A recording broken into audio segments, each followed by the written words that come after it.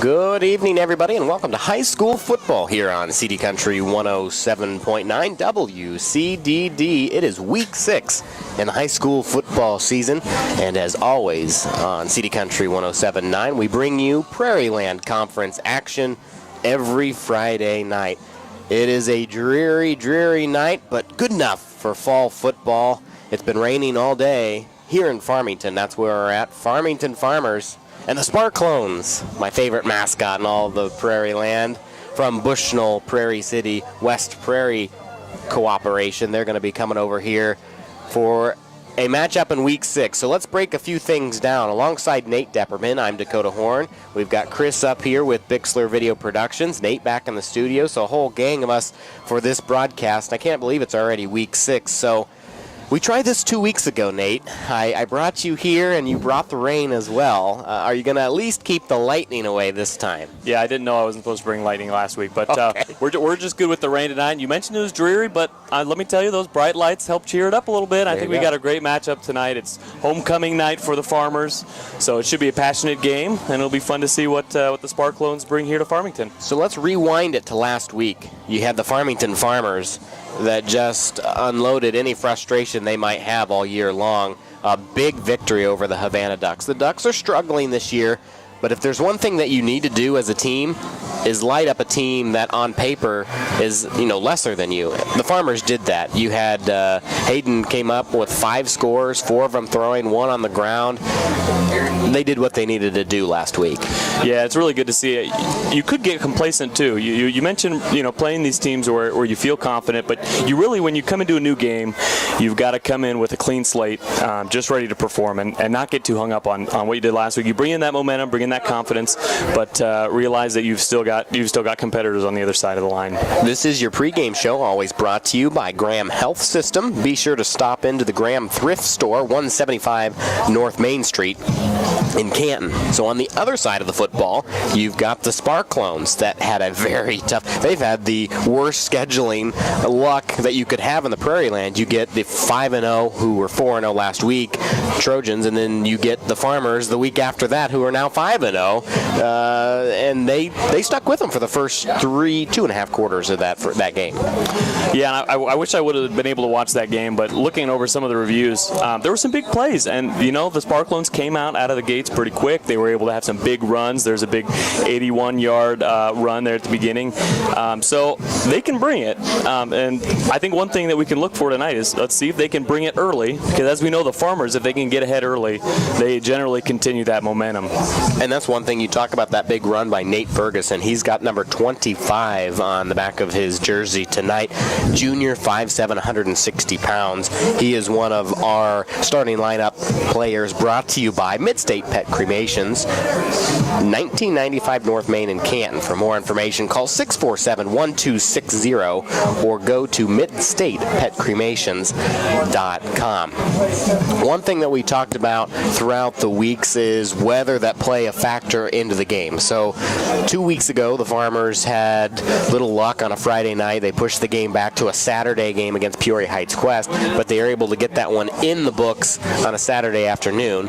So Hayden didn't have to go through the weather. He didn't have to throw in the rain. Something that if you're Coach Vallis, you're looking at that, it's stopped. As you can see, there's no rain right now. Still a slight drizzle, but that ball is going to be wet the rest of the night. So he's not going to be throwing for 4 touchdowns like he did a week ago. Yeah, it'll be interesting to see if their strategy changes, see how the run game steps it up. We'll see how it goes. Tonight we are in Farmington. The Farmington Farmers 5-0, and they are looking to win the Prairieland Conference Blue. The odd thing is they win tonight. They still have to win next week, because whoever wins next week's matchup between the Elmwood Brimfield Trojans and the Farmington Farmers will be the victor in the Prairieland Conference Blue. So we'll see. That's something we know we'll be with you next week on this same radio station to bring you that broadcast, because it has playoff implications. If the Farmers win tonight, They punch their ticket into the postseason. They get win number 6, so they could lose the rest of the way. They wouldn't get the conference, but they will have a playoff berth if they do get the victory tonight. We're just moments away from the national anthem here. We're going to keep it here until we get to the national anthem, and we'll take a step away. As always, your pregame show is brought to you by Graham Health System. Be sure to stop into the Graham Thrift Store, 175 North Main Street in Canton. One thing, Nate, this game has big expectations to live up to after last week's game. Dale and I went down to Lewistown and watched a double overtime thriller. It was crazy. On our sister station, Canton goes to double overtime against Metamora. On 2 stations from the same radio station, we have 2 double overtime games. It was a lot of fun last week. So that was not only the Prairieland Conference game of the week, it's been the Prairieland Conference game of the year. So Farmington in the next 2 weeks has a couple of expectations to live up to. Once again, homecoming here tonight in Farmington alongside Nate Depperman, Dakota Horn. Nate back in the studio. We got Nate Ferguson out on the field. I'm going to have to start coding my Nates here and figure out who is who. And then Chris alongside us with M. Bixler Video Productions as well. We're going to take a quick break, enjoy the national anthem brought to you by the Golden Wave Marching Band here in Farmington. Back in 2 minutes on CD Country 107.9 WCDD. Helping bring you this event, Spoonerborough Animal Clinic, located on North Main Street in Canton. By the Bank of Farmington, with locations in Canton and Farmington. Sedgwick Funeral Homes, located in Canton, Bartonville, and Farmington. By WBYS, AM 1560 and 93.7 FM, the voice of Fulton County. By Canton Napa on First Avenue in Canton. Wesley United Methodist Church of Canton, Hy-Vee of Canton, your employee-owned store, and M. Bixler Video Productions.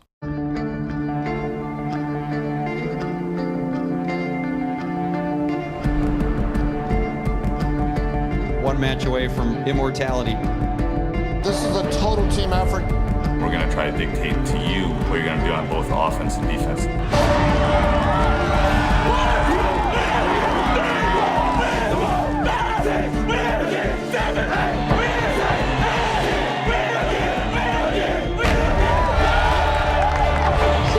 We're going to come at you. One shot at this. And now it's time to put the hats on and go get some work done. So they're all going to look to make a statement early.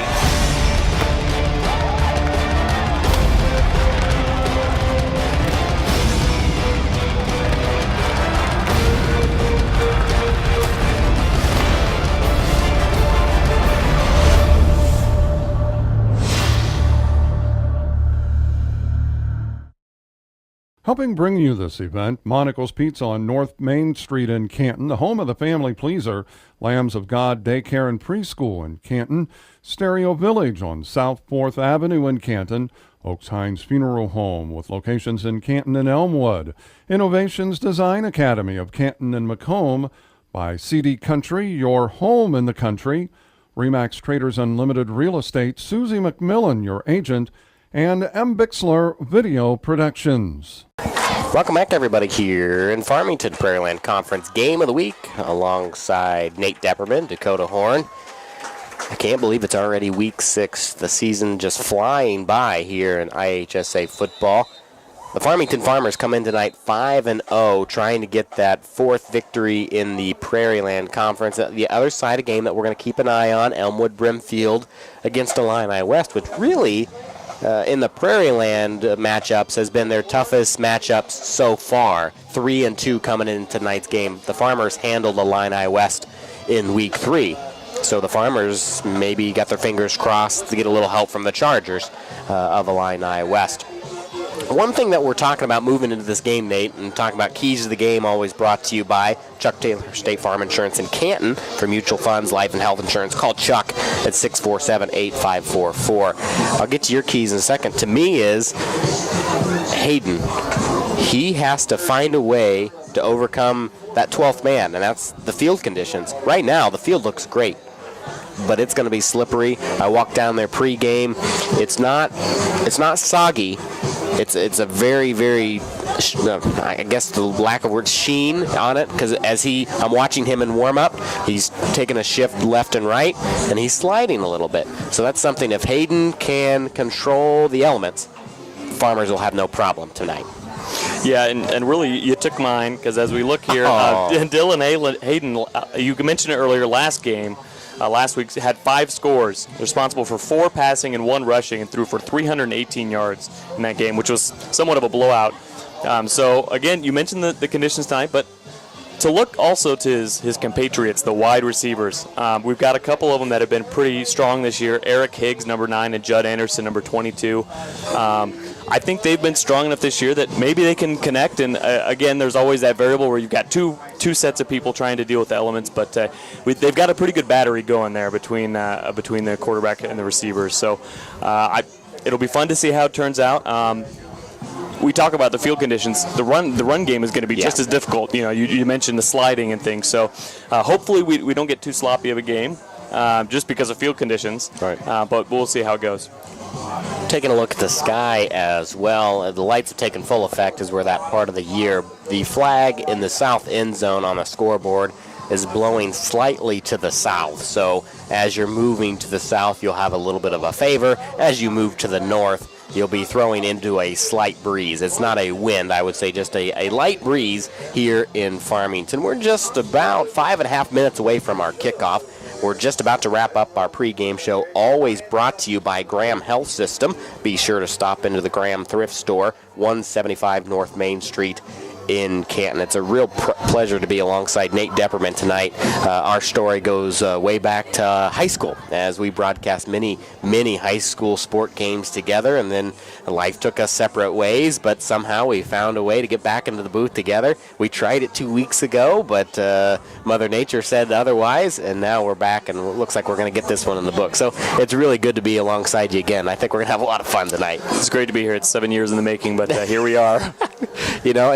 It's not quite Oscar-worthy, this story, put together, but you make it sound pretty good with the 7 years in the making. Indeed. But it's going to be a great game tonight. It's great to be here.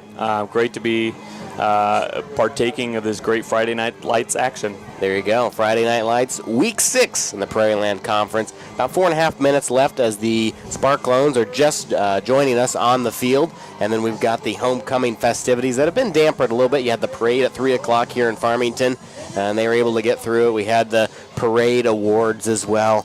I believe the seniors won. I wasn't able to grab that final. We had a nice reception for the past Kurt Anderson scholarship award winners. A nice little moment with his parents out here as well. So it's just, regardless of the weather, the Farmers and the Sparclones out. The Farmer faithful a little bigger in the purple and gold than the crowd on the east end of the field. We're going to take one more quick timeout and wrap up your pregame show. We're going to be back in 60 seconds here on CD Country 107.9 WCDD right after this. Helping bring you this event, Spoonerver Animal Clinic, located on North Main Street in Canton. By the Bank of Farmington, with locations in Canton and Farmington. Sedgwick Funeral Homes, located in Canton, Bartonville, and Farmington. By WBYS, AM 1560 and 93.7 FM, the voice of Fulton County. By Canton Napa on First Avenue in Canton. Wesley United Methodist Church of Canton, Hy-Vee of Canton, your employee-owned store, and M. Bixler Video Productions. Helping bring you this event, Monical's Pizza on North Main Street in Canton, the home of the family pleaser, Lambs of God Daycare and Preschool in Canton, Stereo Village on South 4th Avenue in Canton, Oaks Hines Funeral Home with locations in Canton and Elmwood, Innovations Design Academy of Canton and Macomb, by CD Country, your home in the country, Remax Traders Unlimited Real Estate, Susie McMillan, your agent, and M. Bixler Video Productions. Welcome back, everybody, here in Farmington, Prairieland Conference Game of the Week, Week 6. The Farmington Farmers trying for victory number 6 on the season, trying to go 6-0. And the Sparclones of Bushnell, Prairie City, West Prairie, trying to get back into the conversation in the Prairieland Blue, alongside Nate Depperman, Dakota Horn. Nate's back in the studio. We've got Chris here doing videotaping as well. It's going to be a great game, a dreary night, but it will be football nonetheless. The third team on the field that we will talk about throughout: the referee Bill Kensel, linesman Ed McIntyre, umpire Mike Shadley, line judge Darren Connett, and back judge Bob Franklin. We'll It's one thing they always do a good job. I've seen this crew a couple of times throughout the last few years. And let's see how they control tonight's game as well. We are just moments away from Week 6 in the Prairieland Conference. About a minute and a half left. The Farmington Farmers wear their purple uniforms, purple helmets. They've got the gold star on each side, the gold trident. It's actually a pitchfork right up the middle, kind of like the ASU helmets, if you're familiar with those. On the other side, you've got the Sparclones in their white uniforms, blue numbers, blue pants, and blue helmets with their Sparclone logo, which I'm sure, Nate, you maybe were in the running for the logo design. I don't know. You know, my illustration skills are not that strong, but they found a way to merge the two with a Spartan helmet enclosed within a tornado. It works, so absolutely. And one thing that they can claim too, there's only one Sparclone mascot in the United States, and it's them. Well, you know, I mentioned we may have been rained out of our last broadcast, but I've been looking forward the last several weeks to just be able to say Sparclones over and over over the radio waves. So look for that tonight. Another key to the game. Key to the game. There you go. Up in the booth. See, we've got our own little keys to the game. Absolutely. Tonight's pregame show, as always, brought to you by Graham Health System. Be sure to stop into the Graham Thrift Store, 175 North Main Street in Canton. We thank our sponsors all season long. We're ready for football here in Week 6. It's always a busy weekend, the first couple of weekends in October around Central Illinois. So you had Homecoming Parade, and then a lot of these families also set up for Spoon River Drive, which starts tomorrow. So if you drive through Farmington and you see all the shanty tents all over the place, don't be scared if you've never been here before. But traffic's a little crazy for, Farmington about 2 weeks in the beginning of October. The helmets are up on the sideline below us here in Farmington, 12 minutes up on the clock, and we're ready for Prairieland Conference football. The Farmers will kick away first. Nick Johnson to kick, and his line drive hits at around the 30-yard line, and a Sparclone falls on it, and that's where they will take over. So decent field position, not the best that you've ever seen. They've got 70 yards in front of them for a score. Let's see how they draw up their first offensive possession. It'll be 1st and 10. Bushnell. And one thing you look at for this Bushnell team is they're developing, and one thing they've got on the line, just right of center, one of the biggest kids that you'll see, number 75, 6'3", 290, John Heil. He's a big boy.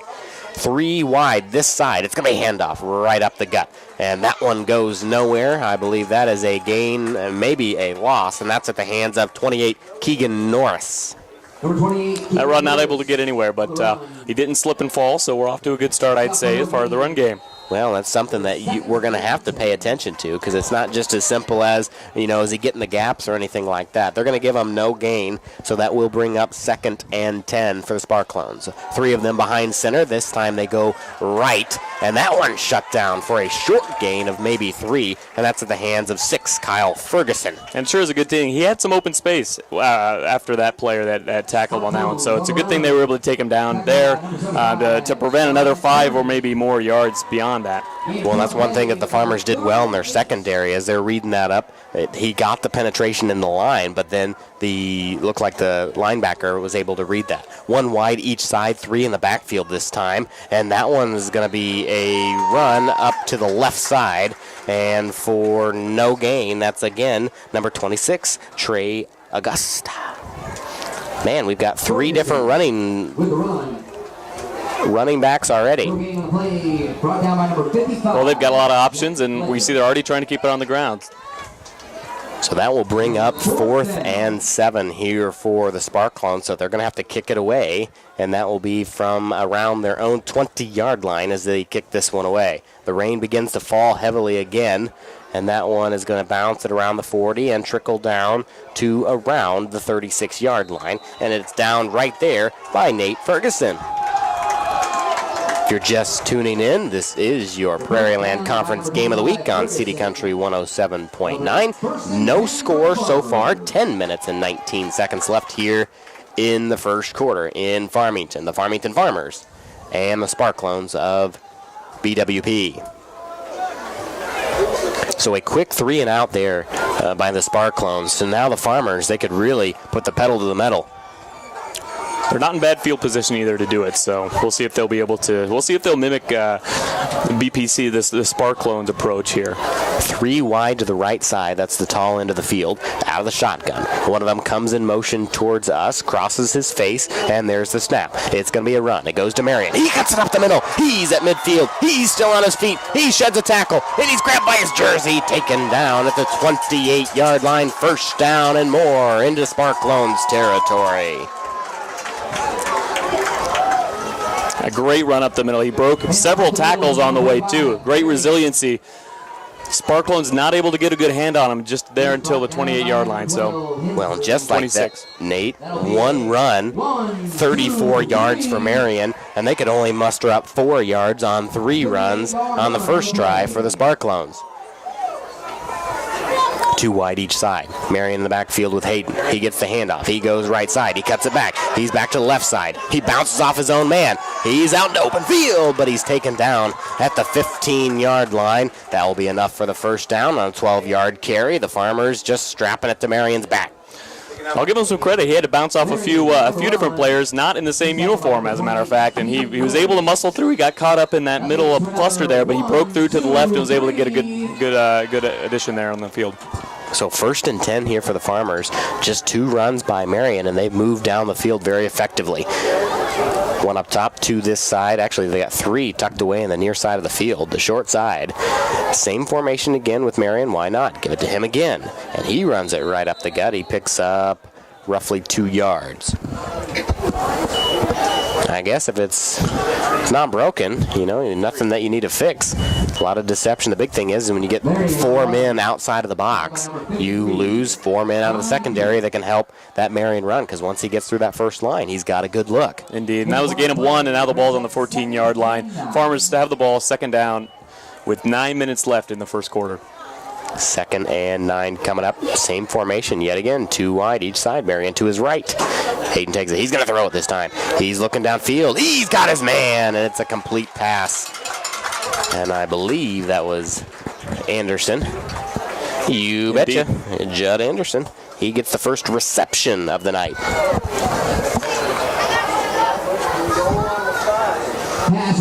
And that was our first pass of the game in the 2 drives we have so far. Farmers still working on their drive.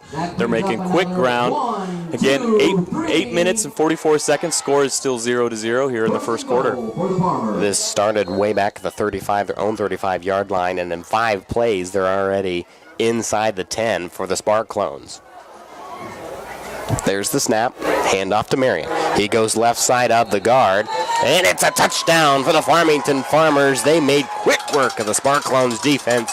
Marion runs it in from 5 yards out, and the Farmers are up 6-0 point after pending. Got to hand it to Marion. They really rode him all the way in from after the kickoff there. So great job by Marion. So 5-yard touchdown by Evan Marion. I would assume Nick Johnson will go out for the point after. He will. The hold by Jake Uraz. There's the snap. There's the hold. The kick. Looks like it's good. It is. And Nick Johnson puts on the extra point. Your score, 7-0 with 8:32 left here in the first quarter. We're going to take a quick break, and we'll be back to the first quarter here in Farmington right after this 60-second timeout on CD Country 107.9 WCDD. Helping bring you this event, Spoonerville Animal Clinic, located on North Main Street in Canton. By the Bank of Farmington, with locations in Canton and Farmington. Sedgwick Funeral Homes, located in Canton, Bartonville, and Farmington. By WBYS, AM 1560 and 93.7 FM, the voice of Fulton County. By Canton Napa on First Avenue in Canton.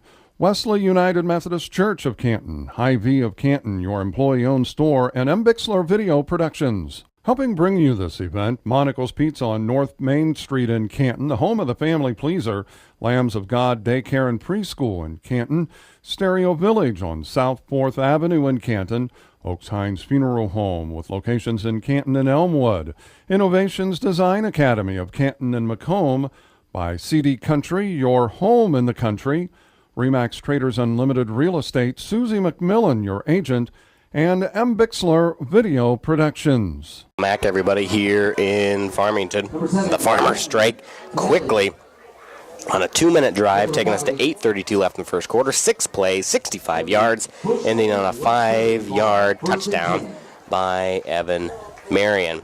And all of our scoring drive recaps always brought to you by Ray Rickena and Walter Brown at Country Financial, 48 West Locust in Canton. Call Ray or Walter at 647-6180 today. Sparclones with the snap. Looks like they were able to gain a few on that run. Right up the middle. Again, we see more running plays. And this is one thing that the Sparclones defense last week was able to hold the Trojans for about a half, and they weren't able to get their running game going. But now the Farmers were able to mix and match a little bit. That was a big 5-yard run by the Sparclones. This one's going to be right up the gut, but this one gets maybe a yard.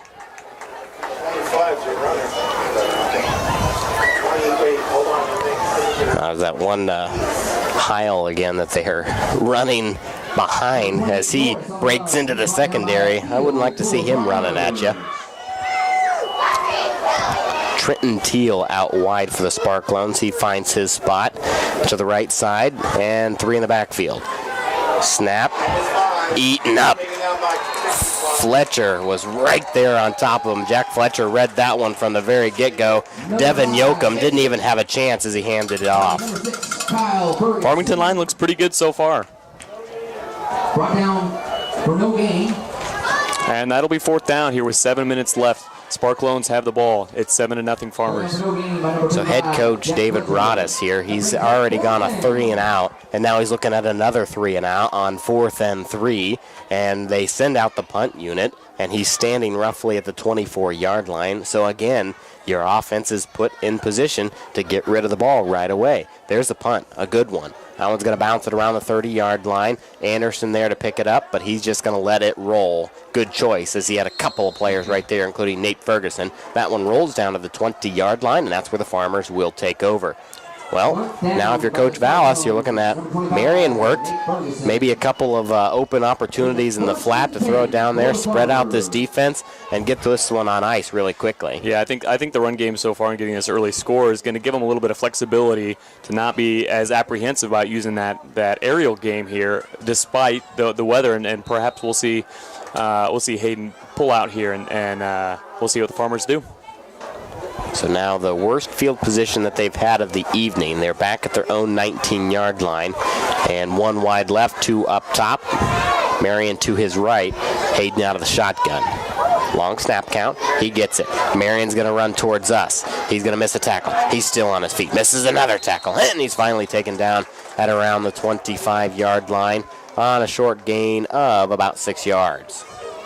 Marion on the run. You know, one thing that I've got to highlight is Marion out of the backfield. It's not that he's getting contacted late. They're hitting him at the line, but he's fighting his way for 4 or 5 more yards after the contact. What you can't see when you're listening to this broadcast is there were 2 guys holding on, trying to bring him down, and so they're making good contact, but he's just being able to power through so far, and it's yielding results. So they're going to go to the same formation yet again, but this time, Marion's still on the right of his quarterback, Hayden. Hayden's going to keep it. He's going to go right side. He misses a tackle, still on his feet. Shakes another one, and he's finally brought down by 2 white jerseys at the 40-yard line, but Hayden evaded about 4 tackles on his way to a big gain of about 15 yards. He's looking like he wants to get in on this ground action. He says, I'm not going to throw, I'm going to take a run too.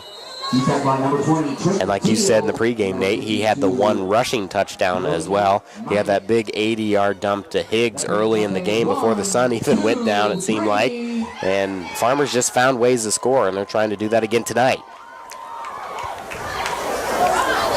5:39 left in this first quarter. It's 7-0. Farmington Farmers on top of the Sparclones. Timeout taken by the Farmers.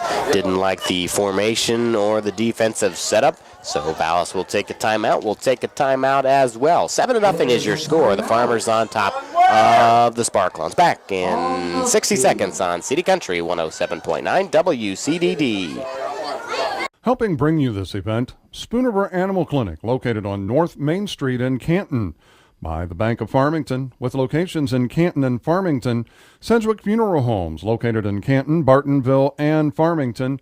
By WBYS, AM 1560 and 93.7 FM, the voice of Fulton County. By Canton Napa on First Avenue in Canton.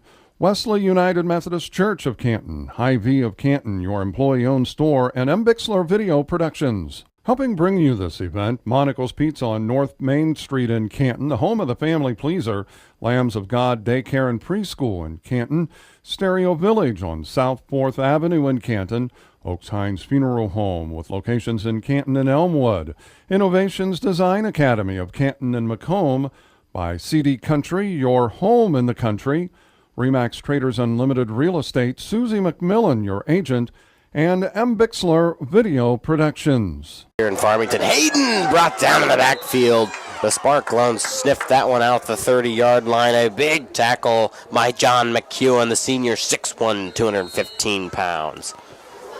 We have a Sparclone player remaining on the field, looking like he was injured to some degree. We're going to have the trainers coming out to take a quick look. Hope all is well with him. And that's McEwen. That's the guy that made the big play. Hate to see that. He looked like he popped up to his feet and then just went right back down. So unfortunate there. Let's keep an eye on the situation here.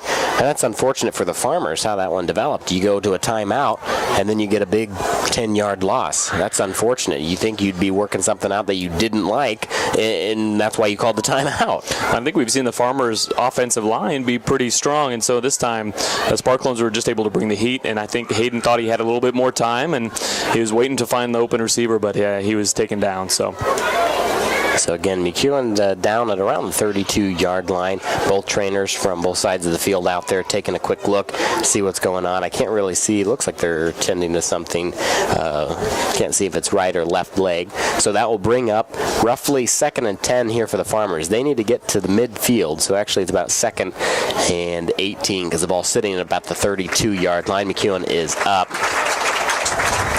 And he's favoring one of his legs as he walks off the field. So it's good to see with a little bit of help that he's getting off the field, but he is up, and he got up under his own power. So hopefully we see number 53 back in this ball game quickly. 2nd and 18 coming up for the Farmers. Once again, ball at their own 32-yard line, and the line of gain is at the 50. So once they cross midfield, they've got a new set of downs. 2nd down coming up with 5:12 left.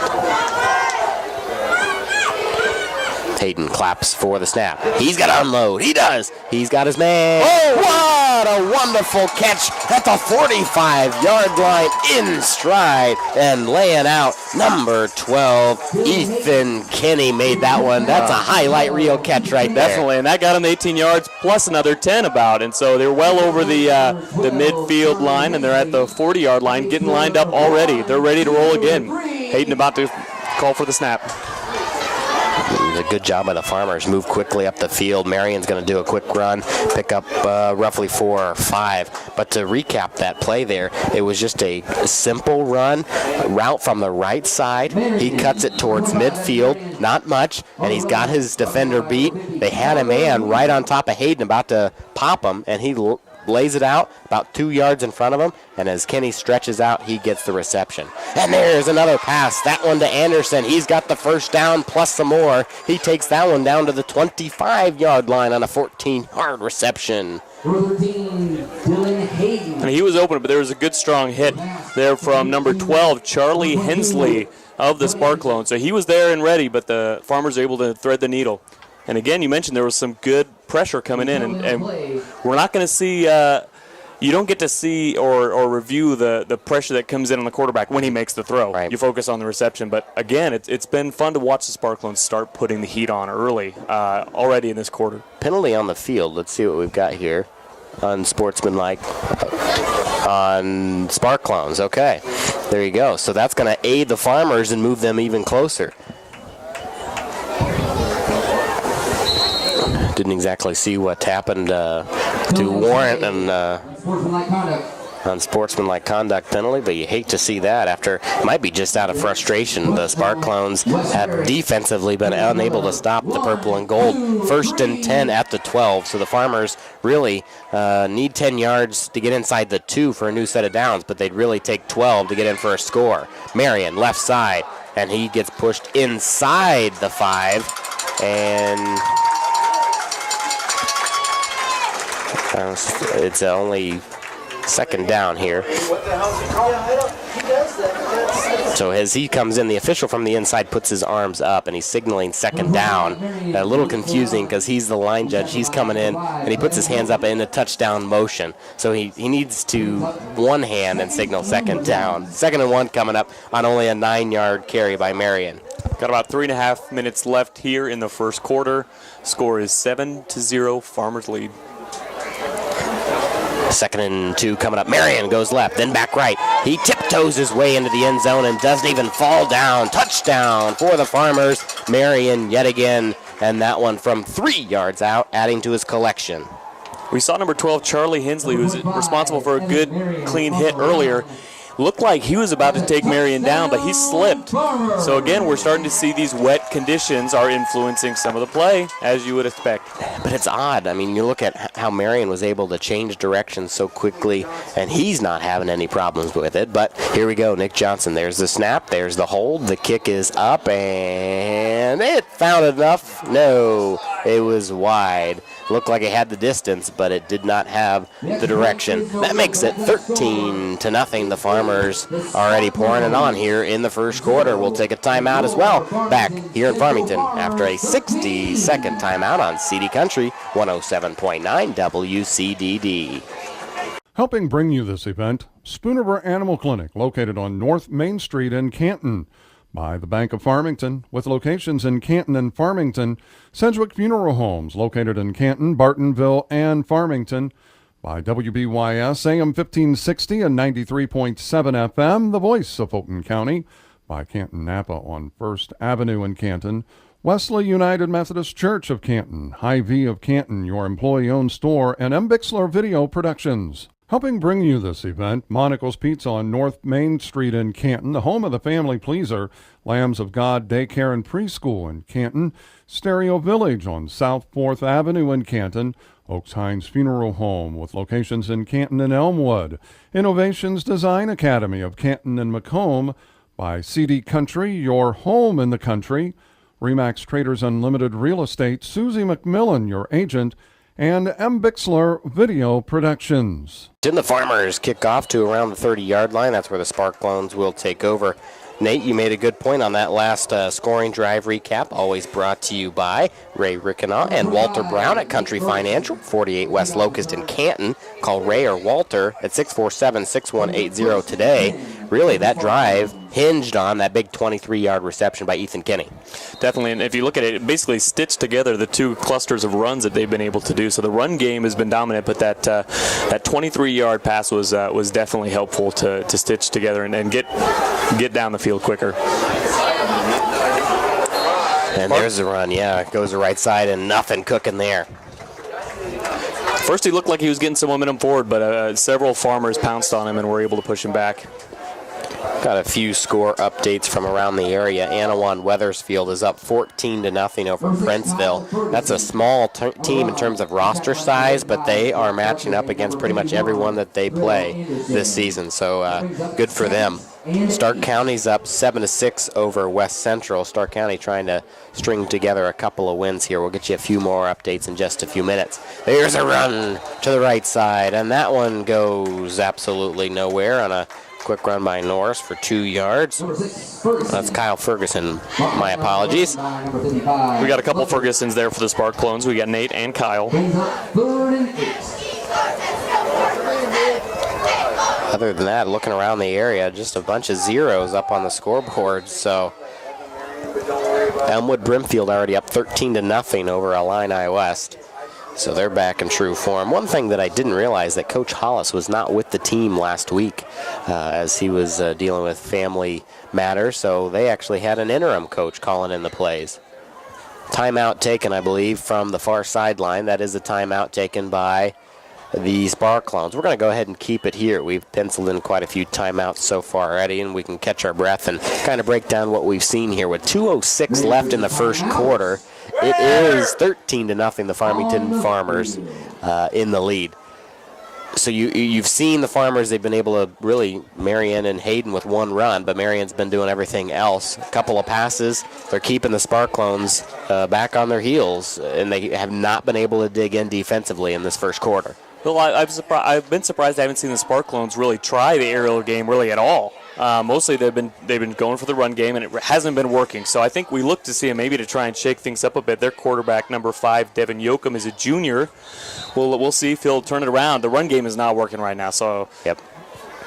See what they can put together here. With 2:06 left, this is your Prairieland Conference game of the week on CD Country 107.9 WCDD, alongside Nate Depperman, Dakota Horn. Nate back in the studio. He's got the hard job making us sound as good as possible. I've asked him if he's got a Vin Scully button back there to make me sound like Vin Scully, but he just hasn't been able to come through on that. So, and like clockwork, there's the pass.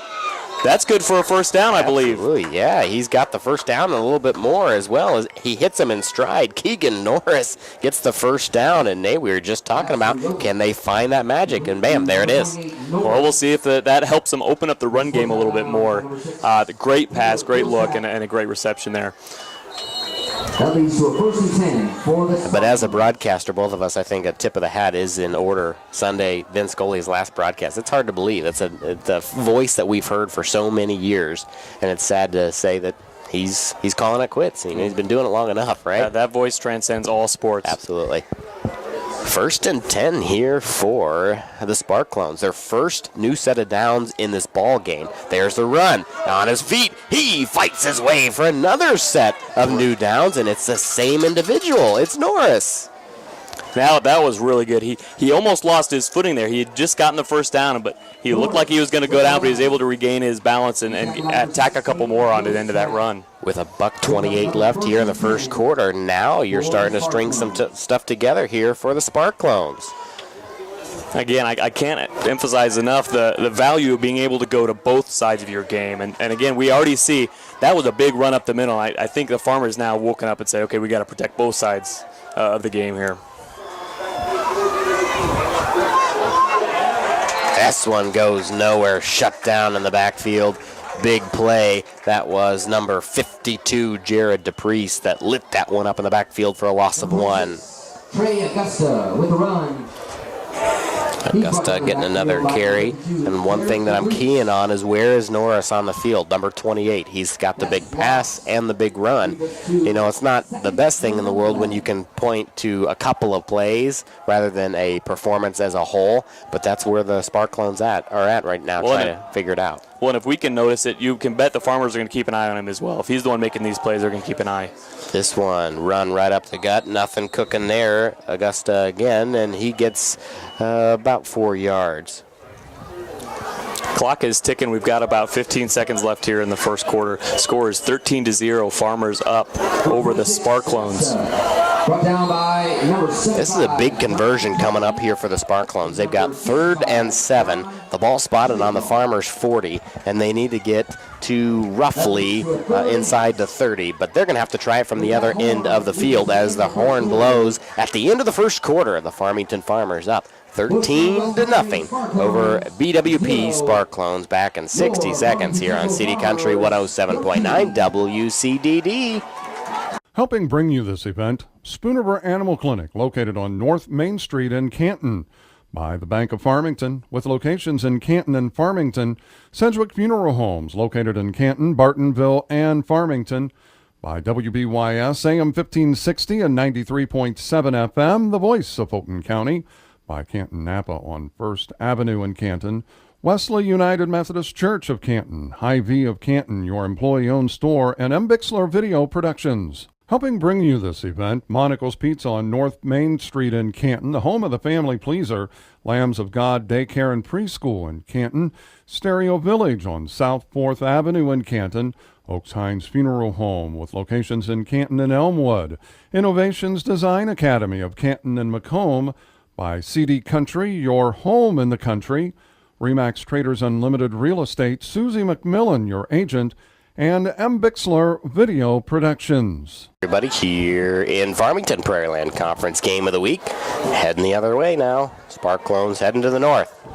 There's a flag, and that play's going to be blown dead. That's going to be an illegal procedure on the Sparclones, as it looked like about 3 white jerseys wanted a quicker step than the purple jerseys, and you can't do that. Sparclones getting a little bit handsy inside there close to the quarterback. So we saw, I believe it was an unsportsmanlike conduct or some other penalty earlier. And so hopefully the Sparclones can rein in that passion. Hate to see those kind of plays. So when you think about that, Nate, you had a 3rd and 7, a crucial 3rd and 7. Now you back it up to the 45-yard line and you get to roughly the 33. That makes your play selection a lot more difficult. But now you're thinking, is this 4-down territory? You're down by 2 scores and you're in your opponent's territory. We'll see what the play call is. Or if they can just get to 13 yards here, it's a moot point. Out of the shotgun. He's going to look downfield. Left side, good toss. He's got his man. And that's going to be an incomplete pass. That's just great defense. Hats off to number 7, Jacob Smith. He was in stride. He looked like the receiver for that path because he just got in the path of his intended receiver. And if he didn't get his hands on that ball, he was close. He was right there and looked like he was the receiver, just as you mentioned. I was hoping to say that was a drive of many firsts for the Sparclones, so not a complete loss. They were able to start getting their aerial game going, their first reception, and also their first down. Well, and look what they're going to do here on 4th down, Nate. They're just going to go for it, not send out the punt unit. 4th and 13, directly under center. They're going to hand it off. They're going to run it up the middle, and the Farmers sniffed that one out, and they gain 3, but that's not enough, and that's going to be a turnover on downs. Farmers with great field possession now here in the second quarter. 11 minutes, 40 seconds left. Farmers up 13-0 over the Sparclones. West Prairie, Bushnell, Prairie City. Easy to say, right? Been practicing that all day. 1st and 10 for the Farmers. So you've had a kickoff and then a punt, and then the Farmers score, and then a punt, and then Farmers score. And then a drive put together by the Sparclones, and then a turnover on downs. Now, how do the Farmers respond again? And just right there, Marion looks like he's barely getting back to the line of scrimmage and somehow gets 4 or 5 yards, depending on where they spot it. Give him 4 yards there. 2nd and 6 coming up. And you mentioned it earlier that he's been able to put together these solid runs almost every time he gets the ball. And really, he's a well-built kid. So you see he's been breaking a lot of tackles. Definitely able to push his way through and keep running even when he's got 4 hands on him. 2nd and 6 coming up here with 11:10 left in the second quarter. This is the Farmers' first possession of the second quarter. They scored twice in that first quarter. 13-0 is your score. Out of the shotgun. Hayden's going to throw it. He's got his man wide open because he's beat. Higgs has it at the 20, 15, 10, 5. Touchdown, Farmington Farmers. Higgs was wide open as his man fell down at the line of scrimmage, and they dumped that one in for a 53-yard reception and a touchdown. Hayden had a couple options there off the ball, and his other receivers were able to make a great spin move to be open right up the middle, but it turns out Hayden decided to go towards the sideline, and it looked like a good decision from here. 19-0 your score. Well, and that's one thing. It wasn't a matchup. What happened is the field beat the defender. As Higgs gets off the line, he turns, and his feet weren't there. He fell down, and Hayden read it right away, and right there. So let's see if Johnson can redeem himself here. Snap, hold, kick. That one looks good, and it is. That makes it 20-0. Farmington Farmers on top of the Sparclones. They've got to find some magic here quickly if they want to stay in this ball game with 10:50 left in the second quarter. Back in 60 seconds on CD Country 107.9 WCDD. Helping bring you this event, Spooniver Animal Clinic, located on North Main Street in Canton. By the Bank of Farmington, with locations in Canton and Farmington. Sedgwick Funeral Homes, located in Canton, Bartonville, and Farmington. By WBYS, AM 1560 and 93.7 FM, the voice of Fulton County. By Canton Napa on First Avenue in Canton. Wesley United Methodist Church of Canton, Hy-Vee of Canton, your employee-owned store, and M. Bixler Video Productions. Helping bring you this event, Monica's Pizza on North Main Street in Canton, the home of the family pleaser, Lambs of God Daycare and Preschool in Canton, Stereo Village on South 4th Avenue in Canton, Oaks Hines Funeral Home with locations in Canton and Elmwood. Innovations Design Academy of Canton and Macomb. By CD Country, your home in the country.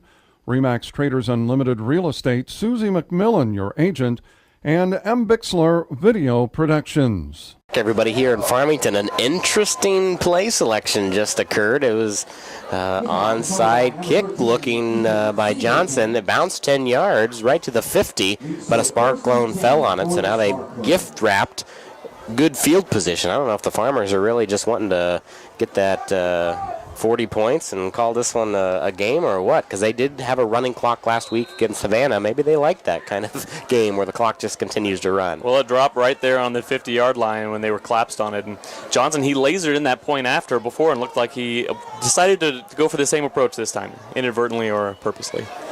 Here's a run. Goes right side. He's got open field. He's got a couple of men to beat. At the 30. He's still on his feet. And he's taken down at the 18-yard line. Big run by Ferguson. Oh, he really broke through. And we've been talking about how Marion in his runs, one of his major catalysts for him being able to pick up these big yards is that tenacity, being able to push back. And we just saw that with Kyle Ferguson. Definitely, all while on the run, being able to shove off the defenders and keep moving down the line. And now, looks like that good field position for the Sparclones is looking like it might bite the Farmers back here a little bit as they're close to the end zone. 1st and 10 at the 18-yard line. You talked about Nate Ferguson last week with a big 81-yard run. And now Kyle Ferguson is trying to get his variety on the map. And there's another run by Kyle Ferguson. He takes it inside the 10 and takes it all the way to the 3, I believe. And timeout's going to be taken by the Farmers here to discuss what's going on defensively. So that is where the spot will be. So give them roughly 13 yards on the carry. Since it took us so long to figure out exactly what was going on, we're going to keep it here as well. Okay, so Nate, just like that, you've got a big run, another big run. You had that same thing for the drive, but now this drive, you're close to scoring. Indeed, and we talked before about how when they got the aerial game going, they were able to turn around and get a couple of really big runs. So now we'll see if the reverse happens and see if they turn to the aerial game. Now they're close though, so expect that they'll be able to push it through. Ferguson with the momentum going in, and we'll see. Really, when you look, the Sparclones' upcoming adversaries really ought to pay attention to the Fergusons. Yeah. As it seems they alternate, so perhaps the next game, better watch out for Nate Ferguson. But again, we're only here in the second quarter, about 10 minutes left here in the second quarter here in Farmington, Illinois. So now you've got 4 opportunities to punch this into the end zone. You've got 1st and goal.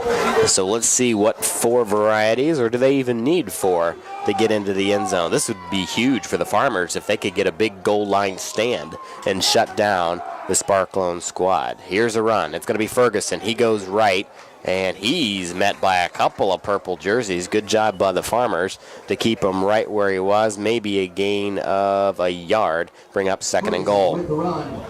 Sparclones deciding not to go up the gut on this one and trying to swing out to the right. Did not work in this case, but as you mentioned, they've still got a few downs to work with.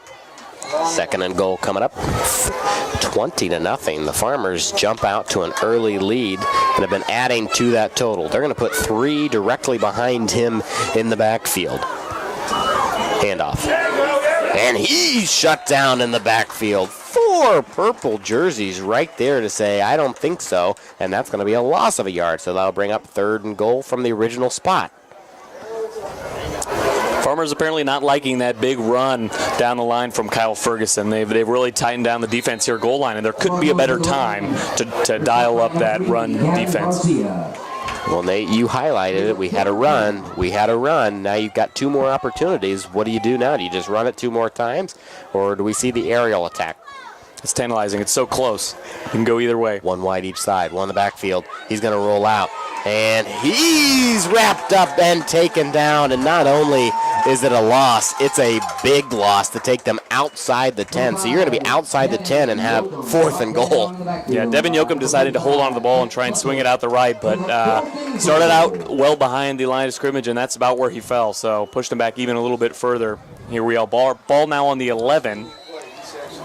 And 4th down. Yeah, on the 11-yard line, and you don't get a chance for a new set of downs. You need 11 yards to get a score, or you turn the ball over. It's just that simple. It's one or the other.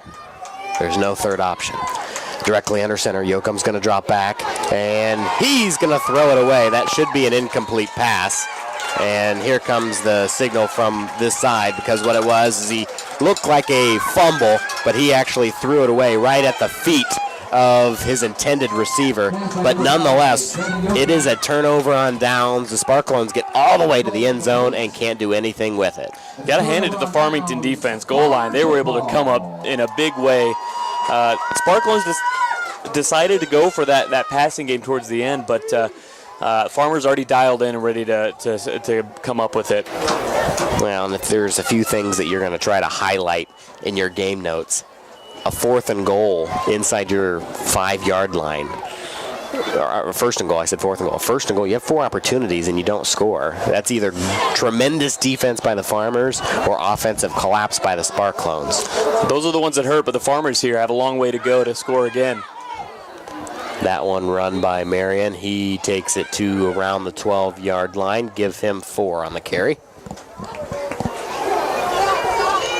Number 25, Evan. But this is a good opportunity here for the Farmers to show off their long-distance offense, because you look on that last 53-yard reception by Higgs, they made that look easy. He scores from 99 yards out, or 1 yard out, because he was that open. Let's see what they can do here, where they still have a lot of real estate in front of them. 2nd and 7 coming up here for the Farmers, up 20-0 in your Prairieland Conference Game of the Week. Out of the shotgun. He's got it. He's going to air it out this way. It's going to be Higgs again. It's a little bit behind him, and he stays on his feet and twirls to the 41-yard line for the first down and lots more. Well, and you mentioned it. One quick way to move it down the field is to throw those aerial attacks. And if you look at it, we look at Dylan Hayden so far this year. He's completed 68.3% of his passes this season, connecting on 69 of 101 attempts with 17 touchdowns already this game. So really, this is bread and butter, that aerial game. So this moving down the line is going to work well for them if he can continue his streak here. So 1st and 10 already near midfield. The Farmers make it that easy. They're going to go to Higgs again. He's got his man, and he grabs it. 30, 25, 15, 10. Touchdown for Higgs, and that's just a mismatch. They read it, they threw it, and 58 yards later, touchdown for the Farmers. He had a good 4 strides ahead of the 3 defenders behind him trying to give chase. Looked very similar to the other long pass that he received earlier, and he'll make that touchdown, and that brings it to 26-0 here in the second quarter. Farmers lead the Sparclones here in Farmington. 4 plays later, they make it 26-0. You know, it's one of those things right now. Jacob Frankhauser is just being beat on the near side. Higgs has read it, Hayden has picked up on it, and Vallis is sending in that play call. You got to do it. Snap is good, hold is good, kick is good as well. The Farmers are up 27-0 and are starting to pour it on here on homecoming for the Farmington Farmers. We're going to take a quick break. 6:58 left here in the first half. Back after this 60-second timeout on CD Country 107.9 WCDD. Helping bring you this event, Spoonerver Animal Clinic, located on North Main Street in Canton. By the Bank of Farmington, with locations in Canton and Farmington. Sedgwick Funeral Homes, located in Canton, Bartonville, and Farmington. By WBYS, AM 1560 and 93.7 FM, the voice of Fulton County. By Canton Napa on 1st Avenue in Canton. Wesley United Methodist Church of Canton, Hy-Vee of Canton, your employee-owned store, and M. Bixler Video Productions. Helping bring you this event, Monaco's Pizza on North Main Street in Canton, the home of the family pleaser, Lambs of God Daycare and Preschool in Canton, Stereo Village on South 4th Avenue in Canton, Oaks Hines Funeral Home with locations in Canton and Elmwood, Innovations Design Academy of Canton and Macomb, by CD Country, your home in the country, Remax Traders Unlimited Real Estate, Susie McMillan, your agent, and M. Bixler Video Productions. Buddy here in Farmington, CD Country 107.9. Well, the first blemish on the Farmers really tonight is right there on the kickoff as Johnson kicked it away. He kicked it out of bounds, so you got a flag there for kicking it out of bounds, so they'll spot it and get that in the correct spot. Deer Creek Mackinac, Nate, I don't know what they're doing this year, but they are blowing everyone out of the water. 28-0 over Fieldcrest in the second quarter. Every time I look at my scoreboard, they're up by a lot of points, and they continue to do that. Lewistown is up 7-0 over Rushville Industry, and that was what a game last week. Knoxville finding a way, double overtime to pull out that victory and take the lead in the Prairieland Black. False start, illegal procedure by the Sparclones, so they'll march backwards yet again. Started at decent field position on the 35, but again, that's going to be pushed back a little bit here. Still first down. 15 yards now to go for the Sparclones to get that next first down. The Farmers have been the only ones to help our sponsor, Ray Rickena and Walter Brown at Country Financial. 48 West Locust in Canton. Call Ray or Walter at 647-6180 today. No scores yet from the Sparclones. Handoff, right side. You could probably guess that it's a Ferguson, and it's Kyle, and he gets nothing. So bring up 2nd and 15. Luckily, they had a little bit more room slightly to the left, but the Farmers seem to play that right as he's not able to gain much on that. Looks like 1 yard on that run. Sparclones looking to try and get something going here in this game. They started out somewhat solid. They had some strong defense. Ever since the end of that first quarter, they haven't been able to get things quite going as they did towards the end of that quarter. Run comes towards us, finds nothing as the Farmers are all over that one. Trey Augusta tried to find something and just ran into a wall of purple. Made a big gain horizontally, but not forward.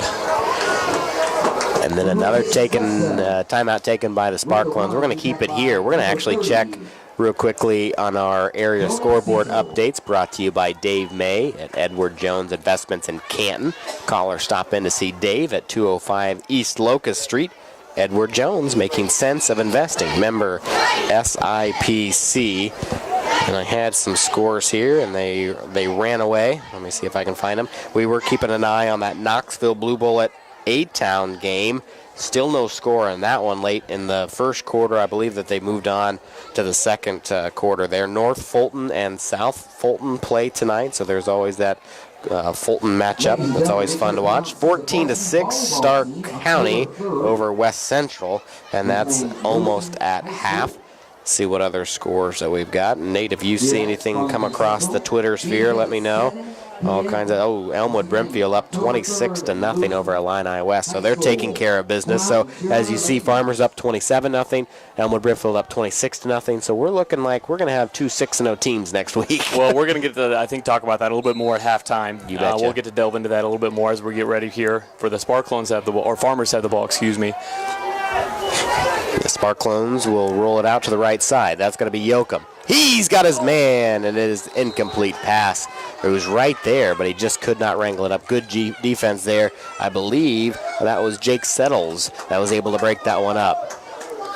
Great job by Devin Yoakum, the junior quarterback for the Sparclones. He was able to find the open man. Great pass up the sideline, and just not able to haul it in there. Farmers, again, their secondary is looking just as strong as their lineman defense. 6 minutes to go here in the second quarter, and yet again, the Sparclones have to punt it away. A high snap and a high kick. It's not going anywhere, and that one is going to die. You've got about a 6-yard punt. Unfortunately, it looks like there's a flag on the play as well. And it is on the Farmers. That went a mile high, I'd say about to the 5th floor. Here you go. Let's see. I didn't see the initial signal. I saw the direction at the Farmers.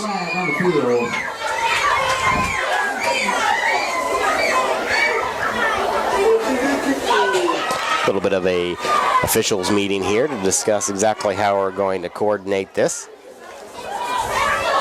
Coach Vallis just wants an explanation, and he gets it, nods, says okie dokie. Both teams line up, look like it's going to be a reboot. Yep. Well said. Pun intended, I guess. Indeed. So give them 5 yards, but then we'll just redo it. But this could be a lot more than just the 5 yards because it was only a 6-yard punt. This one much better. Beauty. And it takes a bounce at the 40, and then it just turns into a sliding match at around the 43, and that's where the Farmers will take over with plenty of real estate in front of them. But this is nothing, as they've come back from inside their own 10 to score. Yeah, the Sparclones got a break there, being able to re-kick that. We've seen them have good defense, though, earlier on in the game. Let's look to see them kind of try and turn it around here. We've got 5 minutes and 42 seconds left here in the second quarter of the game here in Farmington. Farmers up 27-0 over the Sparclones. Ball on the 43-yard line. This is where the Farmers have to work. That's one thing that we'll keep an eye on, that 27-0. You know, you don't want to jump ahead of yourself, but we've got a penalty. Now let's see here. It looked like Heil jumped into the neutral zone, but let's see if he was drawn offside. Nope, it will be on the Sparclone, so march off 5 yards to bring up 1st and 5. What I was hinting to, at 27-0, say the Farmers drive down and have a 40-point lead. Anytime where you have a 40-point lead in second half, you have a continual clock, a running clock, and it only stops for team timeouts, injury timeouts, and scores. Otherwise, you run out of bounds, it's still running. You throw an incomplete pass, it's still running. That's something that they did last week against Havana. Hayden's going to air it out. He's got Higgs, and it's complete. Somehow he finds his way into the hands of Higgs down to the 15-yard line. Another big toss. Number 21 for the Sparclones, not able to get a good defense on Higgs, able to take him down not long after the reception, but it was actually pretty close. Higgs had a nice spin move there, but not quite enough to be able to make it into the end zone. But just like that, the Farmers are already on Sparclone's 16-yard line. First down for the Farmers. Frank Hauser was the one that I attributed some of the misdirection on. Well, this time Raines didn't have any luck. Higgs is just getting a good break off of the line and putting them in the position to get those big receptions. Hayden's going to air it out again. This is going to be right through the middle of the field. He's got his man, and it is a touchdown for the Farmington Farmers. That was just penciled in there, and that's right into the hands of Kenny for the touchdown. And Kenny, if you remember earlier on in the first quarter, had a big 23-yard reception for the Farmers. Comes up big again here for the touchdown reception. We look mostly in this second quarter. Dylan Hayden, the quarterback for the Farmers, and the rest of the Farmers have been sticking to the aerial game. They weren't having a problem with the run game, but this aerial game has been able to help them move down the field as their field possession hasn't been as good, but they've still been able to move the chains. They're going to try a 2-point conversion, and they get it. So the Farmers just penciling in all of their opportunities this evening. That makes it 35-0. And then another touchdown puts them at that 40 mark here quickly. So 39-0 is your score. The Farmington Farmers up big on their homecoming. Back in 60 seconds on CD Country 107.9 WCDD. Helping bring you this event, Spoonerver Animal Clinic, located on North Main Street in Canton. By the Bank of Farmington, with locations in Canton and Farmington. Sedgwick Funeral Homes, located in Canton, Bartonville, and Farmington. By WBYS, AM 1560 and 93.7 FM, the voice of Fulton County. By Canton Napa on First Avenue in Canton.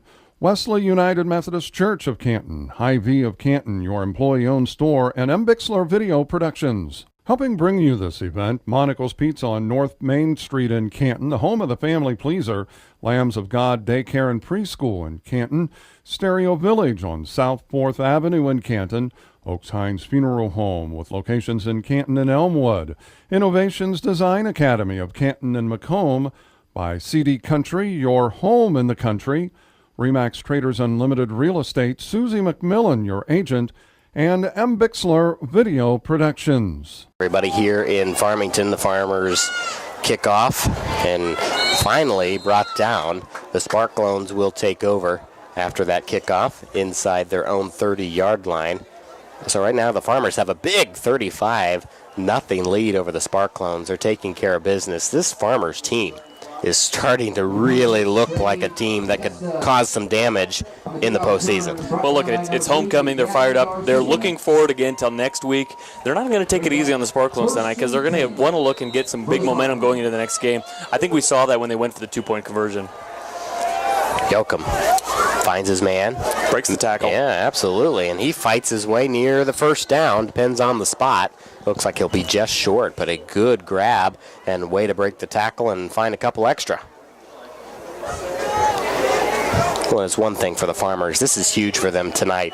They've been strapped with 2 5-4 seasons in a row, and they've missed opportunities in games they should have won to get that 6th victory. 2 years ago, they didn't get in. Last year, they squeaked in and then got blown up by Sterling Newman. This year, if they can get quite a few more victories, they control their destiny in Class 2A or 3A, wherever they fall. Definitely, and the Sparclones decide to run it again. Not much of a gain there. But enough for a new set of downs. That's what they are looking for there. So the chains drop and they move on. So now their new line of gain to just short of the 50-yard line. They're still in their own territory. 4:10 left here in the second quarter. 35-0. Farmers taking care of business. Yoakum, he's going to air it out. He's got his man and a little behind him. He had him, and then as he was twisting and turning, he outran that one just a little bit. Indeed, we haven't seen the Sparclones' Devin Yoakum, quarterback, been throwing too much this game, so maybe he's still trying to get in his rhythm here. But got to give it to the Sparclone offensive line, keeping an eye on them. They were able to give him plenty of time to at least find a receiver, and he had an open man down the line, but just wasn't able to put that one in the right place. When you've got a new package going here, Trey Augusta was actually the wide receiver out wide to set that one up. He's been the one running most of the time, so it's strange how they've set that up. So now after the incomplete and the short run, this is going to bring up 3rd and 8 here for the Sparclones. They're still in their own territory, down by 35. If they don't get this, are you at the point where you're just accepting that you're punting the ball away, or are you in that 4-down territory? Who knows? When you look at this, the Sparclones still have 3 games left after this as well. So they're still looking forward as well. Coaches are making sure they're giving the kids opportunities looking forward and on to next year as well. So they're not giving up by any means. Well, even if they drop this one, they'll drop their 4th game, and there's a tackle, good open field tackle by the Farmers, and I believe that was Garcia. Yeah, Gavin Garcia sniffed that one out before he gets to the line of gain, so bring up 4th and 3 here for the Sparclones near midfield. You got to hand it to Nate Ferguson with a great reception there. Just a little dump pass, but was able to move forward a little bit, and they're still short. 2 yards to go, 4th down. See what they choose to do here. Yeah, it looks like they get just short of the 49-yard line. We'll get them a new set of downs. Let's see how they draw this one up.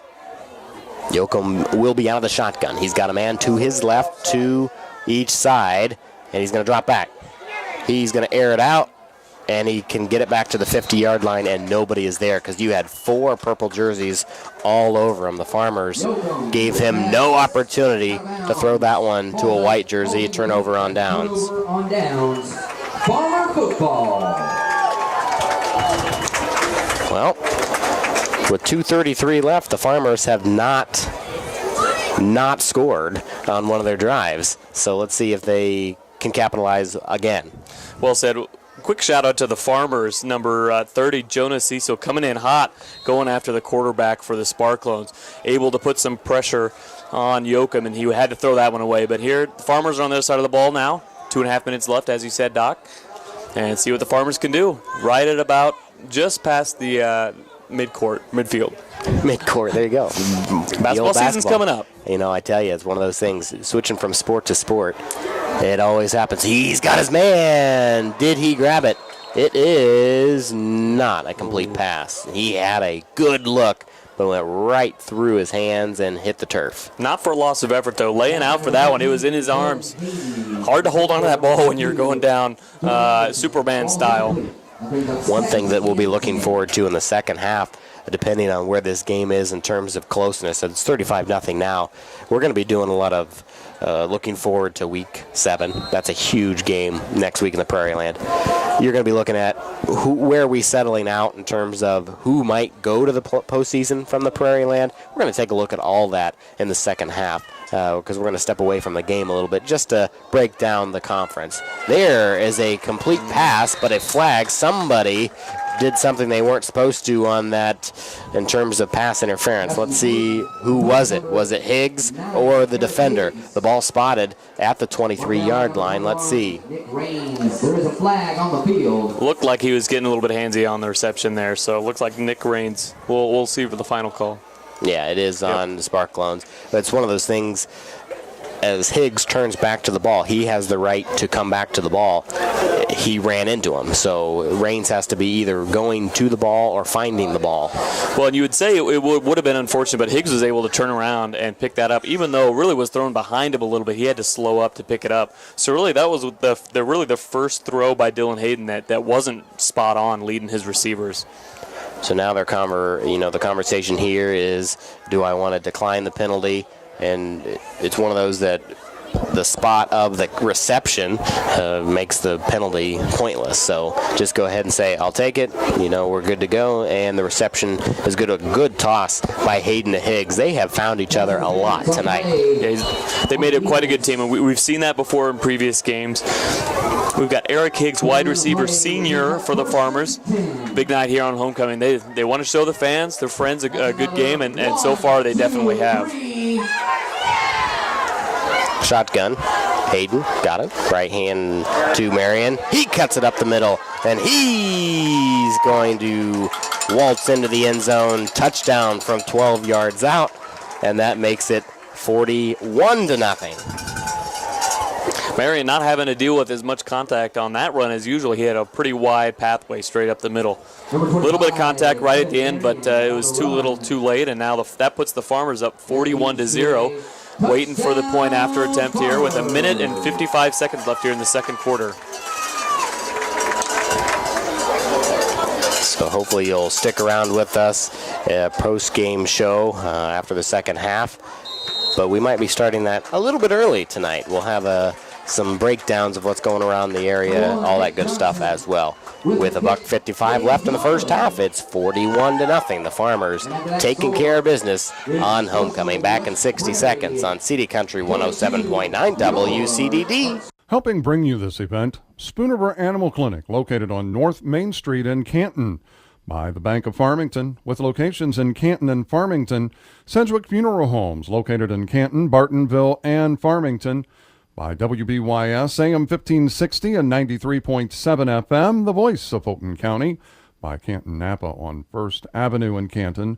Wesley United Methodist Church of Canton, Hy-Vee of Canton, your employee-owned store, and M. Bixler Video Productions. Helping bring you this event, Monical's Pizza on North Main Street in Canton, the home of the family pleaser, Lambs of God Daycare and Preschool in Canton, Stereo Village on South 4th Avenue in Canton, Oaks Hines Funeral Home with locations in Canton and Elmwood, Innovations Design Academy of Canton and Macomb, by CD Country, your home in the country, Remax Traders Unlimited Real Estate, Susie McMillan, your agent, and M. Bixler Video Productions. Everybody here in Farmington, your Prairieland Conference game of the week. The Farmington Farmers are penciling themselves into a playoff team with gusto as they are up 42-0 after the point after. This is their 6th victory, so regardless of what they do the rest of the way, if they put this one away tonight, they're in. They're sick of watching the IHSA selection show at the end of the year and say, 5-4, cross my fingers, hopefully we have enough playoff points. Sparclones on a quick run, nothing cooking there.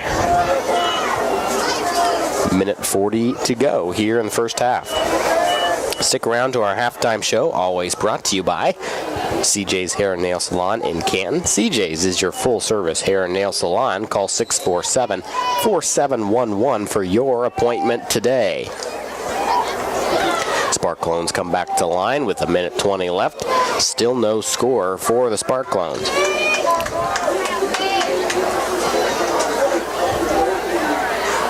Run up the gut, nothing cooking there.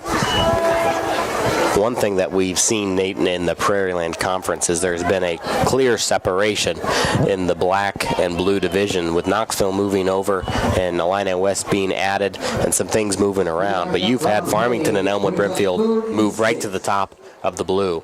And in the black division, you've got a little bit of anarchy down there because you can't figure out. Right now, you've got Knoxville up at the top. They're only 3-2, but they're undefeated in the conference because their only 3 victories came from the conference. So it's odd how everything. Where it counts. Yep. Run out to the outside, still on his feet, trying to shake off a few, and he's pushed out of bounds, and the clock will stop there at the 40-yard line. Big gain there by Kyle Ferguson. He had a couple of big runs there earlier here in the second quarter towards the very beginning. There, he was able to really move the ball down the field. That looked like, what, just past the 30-yard line? Yeah, so now the Sparclones will have decent field position with 25 seconds left. And there the clock rolls, 25 seconds left. Out of the shotgun. Yoakum's going to look downfield. He's going to look left side, and it will be an incomplete pass. Number 5, Yoakum. 11 seconds left here. Trying to empty out some of the playbook calls here, but flag at the 50, and that's on the Farmers. Yoakum trying to hit number 6, Kyle Ferguson again. He was the culprit of that big run just now. Trying to look to him again, but just Ferguson was not able to get open on that play. You know, unfortunately here for the Sparclones, they really are, strapping their wagon to 3 or 4 names. You got a line, that's a good-sized line. I mean, they're pushing, they're holding their ground. But the thing is Yoakum has missed his mark a couple of times. And when you've got 3 running backs that double as your 3 receivers, they just run out of gas. That's what happens in small school football, especially if you double on the defensive side. And we still got a whole half of a game left to play, Yeah. so 11 seconds left.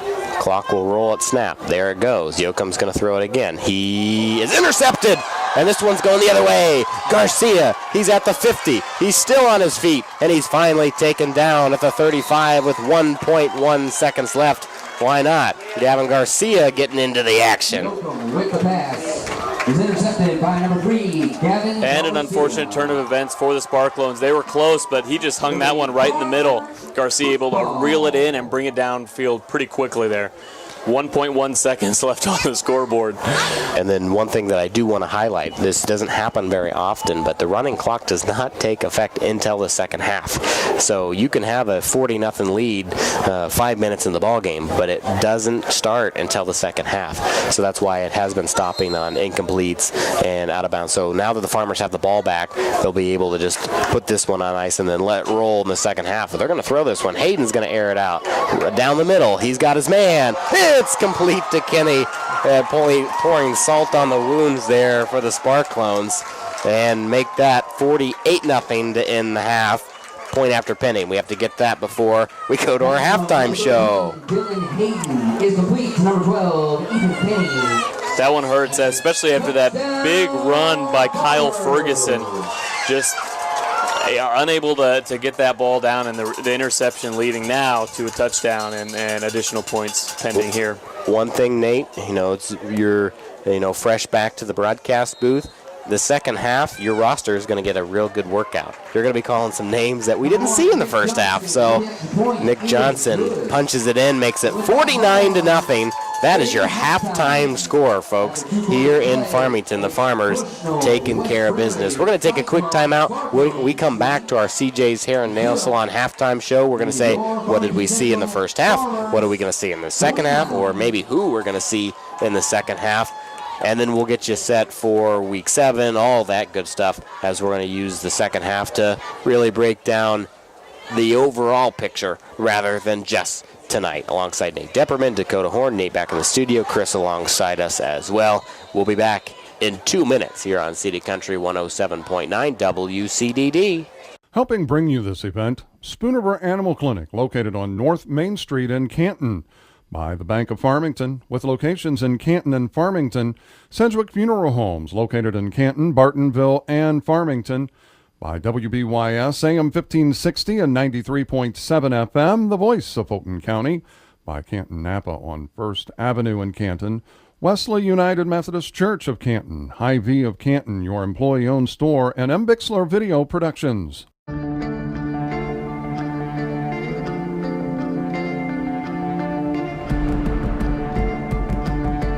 One match away from immortality. This is a total team effort. We're going to try to dictate to you what you're going to do on both offense and defense. We're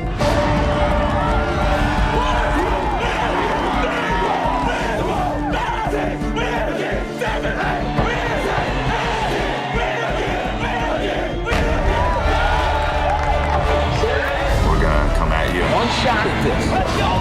Now it's time to put the hats on and go get some work done. They're all going to look to make a statement early.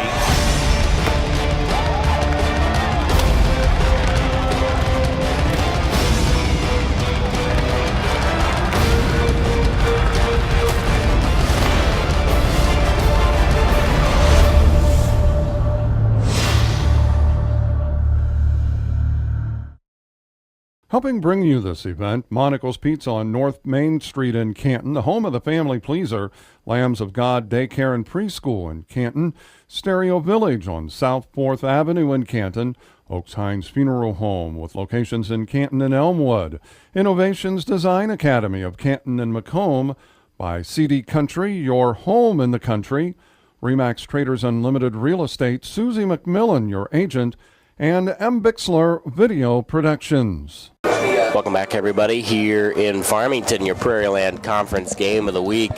Well, the Farmers look like they are a playoff team. They are up 49-0 at halftime.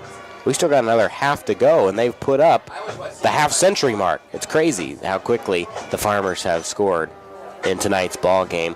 We're enjoying the Golden Wave Marching Band here in what looks like, we've got the pleasure of being in a booth, but it looks like it stopped raining out there. But hey, we're dry. I guess that's all that matters, right? For me, 49-0 your score over the Sparclones of Bushnell, West Prairie.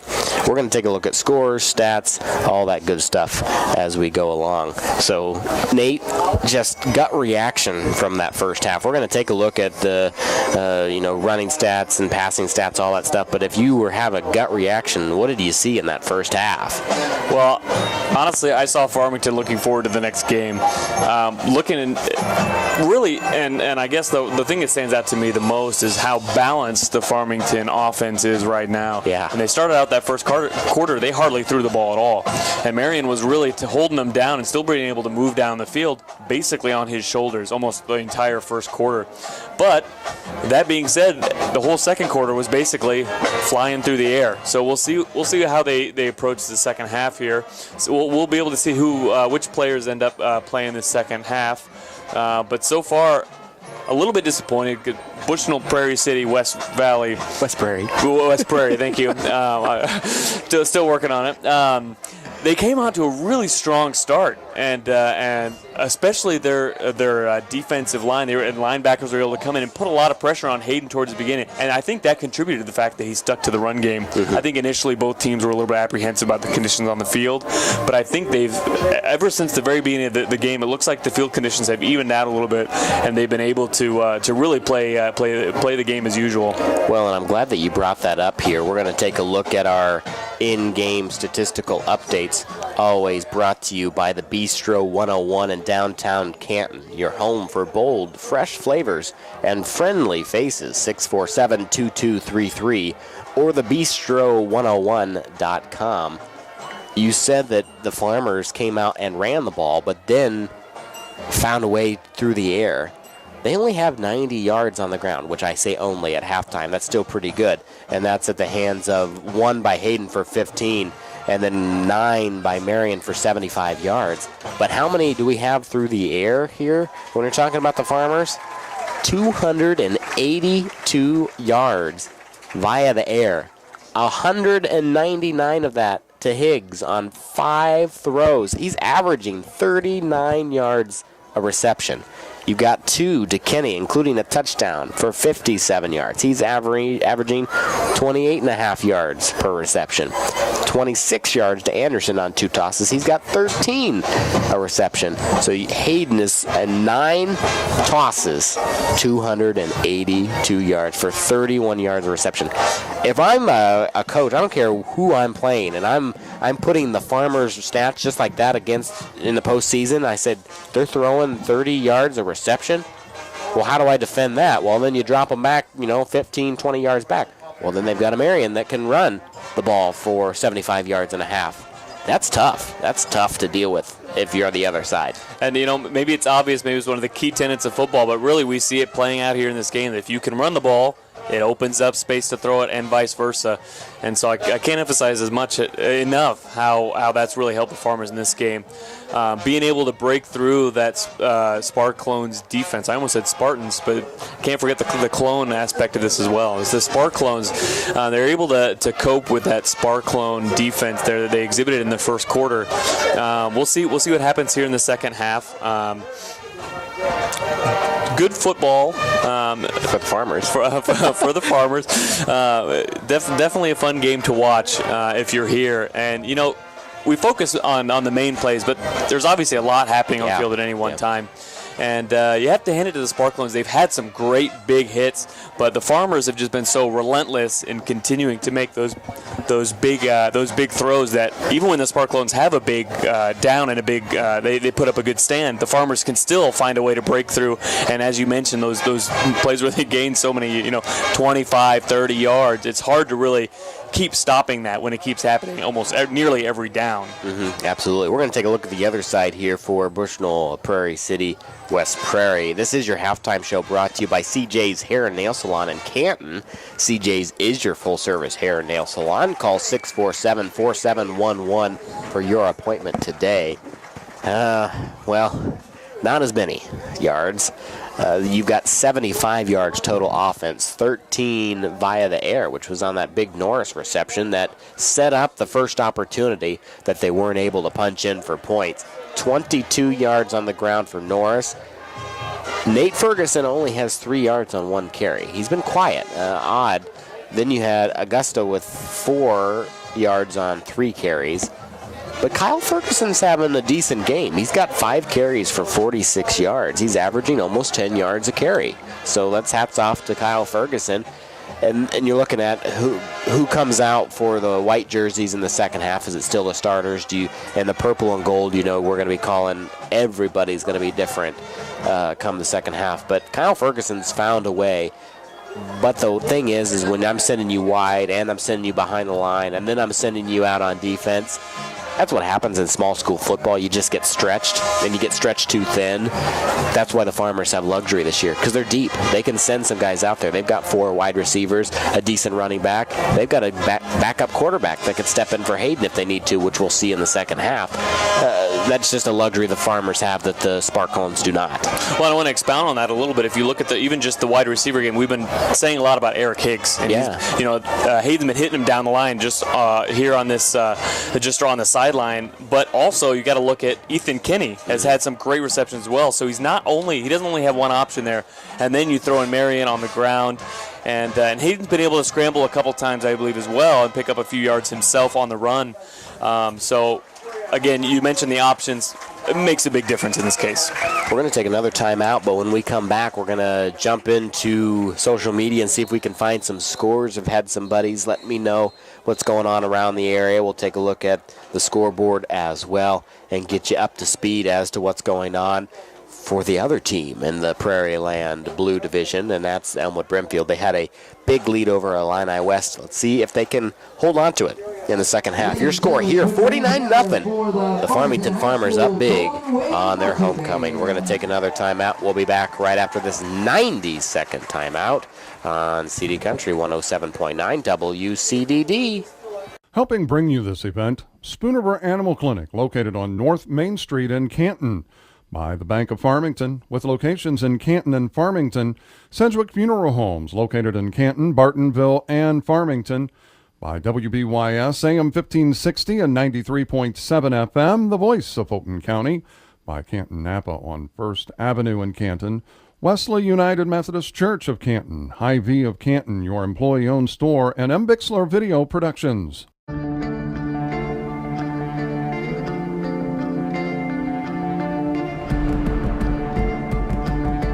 One match away from immortality. This is a total team effort. We're going to try to dictate to you what you're going to do on both offense and defense. We're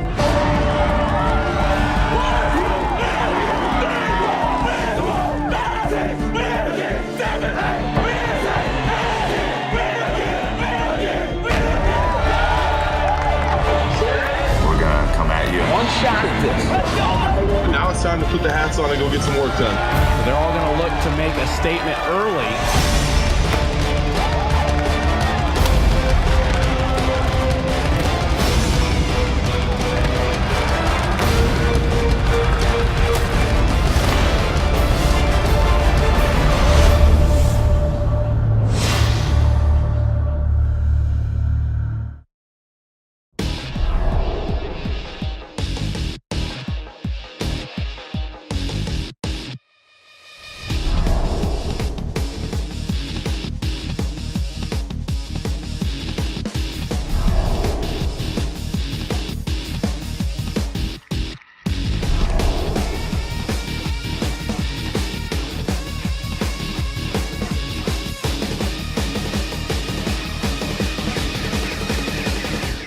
Helping bring you this event, Monical's Pizza on North Main Street in Canton, the home of the family pleaser, Lambs of God Daycare and Preschool in Canton, Stereo Village on South 4th Avenue in Canton, Oaks Hines Funeral Home with locations in Canton and Elmwood, Innovations Design Academy of Canton and Macomb, by CD Country, your home in the country, Remax Traders Unlimited Real Estate, Susie McMillan, your agent, and M. Bixler Video Productions. Helping bring you this event, Spoonerver Animal Clinic, located on North Main Street in Canton, by the Bank of Farmington, with locations in Canton and Farmington, Sedgwick Funeral Homes, located in Canton, Bartonville, and Farmington, by WBYS AM 1560 and 93.7 FM, the voice of Fulton County, by Canton Napa on First Avenue in Canton, Wesley United Methodist Church of Canton, Hy-Vee of Canton, your employee-owned store, and M. Bixler Video Productions. Helping bring you this event, Monical's Pizza on North Main Street in Canton, the home of the family pleaser, Lambs of God Daycare and Preschool in Canton, Stereo Village on South 4th Avenue in Canton, Oaks Hines Funeral Home with locations in Canton and Elmwood, Innovations Design Academy of Canton and Macomb, by CD Country, your home in the country, Remax Traders Unlimited Real Estate, Susie McMillan, your agent, and M. Bixler Video Productions.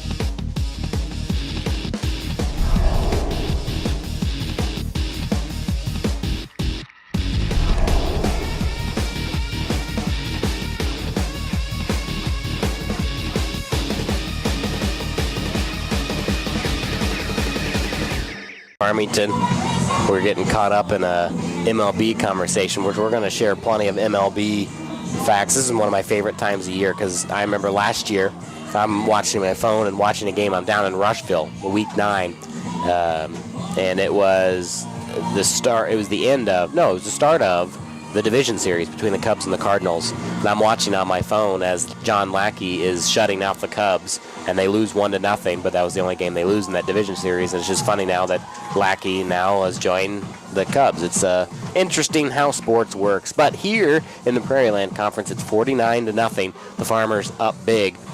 Taking a look at some of the score updates from around the area, as always, brought to you by Edward Jones, Dave May at Edward Jones Investments in Canton. Call or stop in to see Dave at 205 East Locust Street. Edward Jones, making sense of investing. Member SIPC. Last time we checked here on our scoreboard, Deer Creek Mackinac 55-0 over Fieldcrest at halftime. Central Catholic 17-7 over IVC. Peoria Notre Dame up 41-6 over Richwoods. Anawan Wethersfield a 14-7 lead at half over Princeville. Eureka up 14-3 over Ridgeview. University up 27-0 over Olympia. See what else that we've got. Lewistown 14-8 over Rushville Industry at halftime. Macomb getting lit up 40-6 by West Hancock at Macomb. 12-7 United over Mid-County. That is at half as well. Elmwood Brimfield up 33-0 at half over Illini West. So Illini West getting an idea of what it's like to be in the Prairieland Conference. The Farmers took care of business, and so is the Elmwood Brimfield Trojans. Gibson City up over Tremont 29-0. Let's see what else that we've got here. Stark County's up 23-6 over West Central. And Pontiac up 34-0 over Theoboman Eagles. Dunlap 14-7 over Washington. Pekin's up 16-0 over Morton. And I believe that's all that we've got on the slate from around the area. And Canton is laying it on thick over East Peoria 35-0. Canton's good, folks. If you haven't realized, a double overtime victory over a state-ranked Metamora last week. So on our sister station WBYS, Leon Groover with the call over there. They're fun to watch and listen to as well. Let's see what else we've got. That's everything from around the area and the Prairieland Conference, Lincoln Trail Conference, all that good stuff.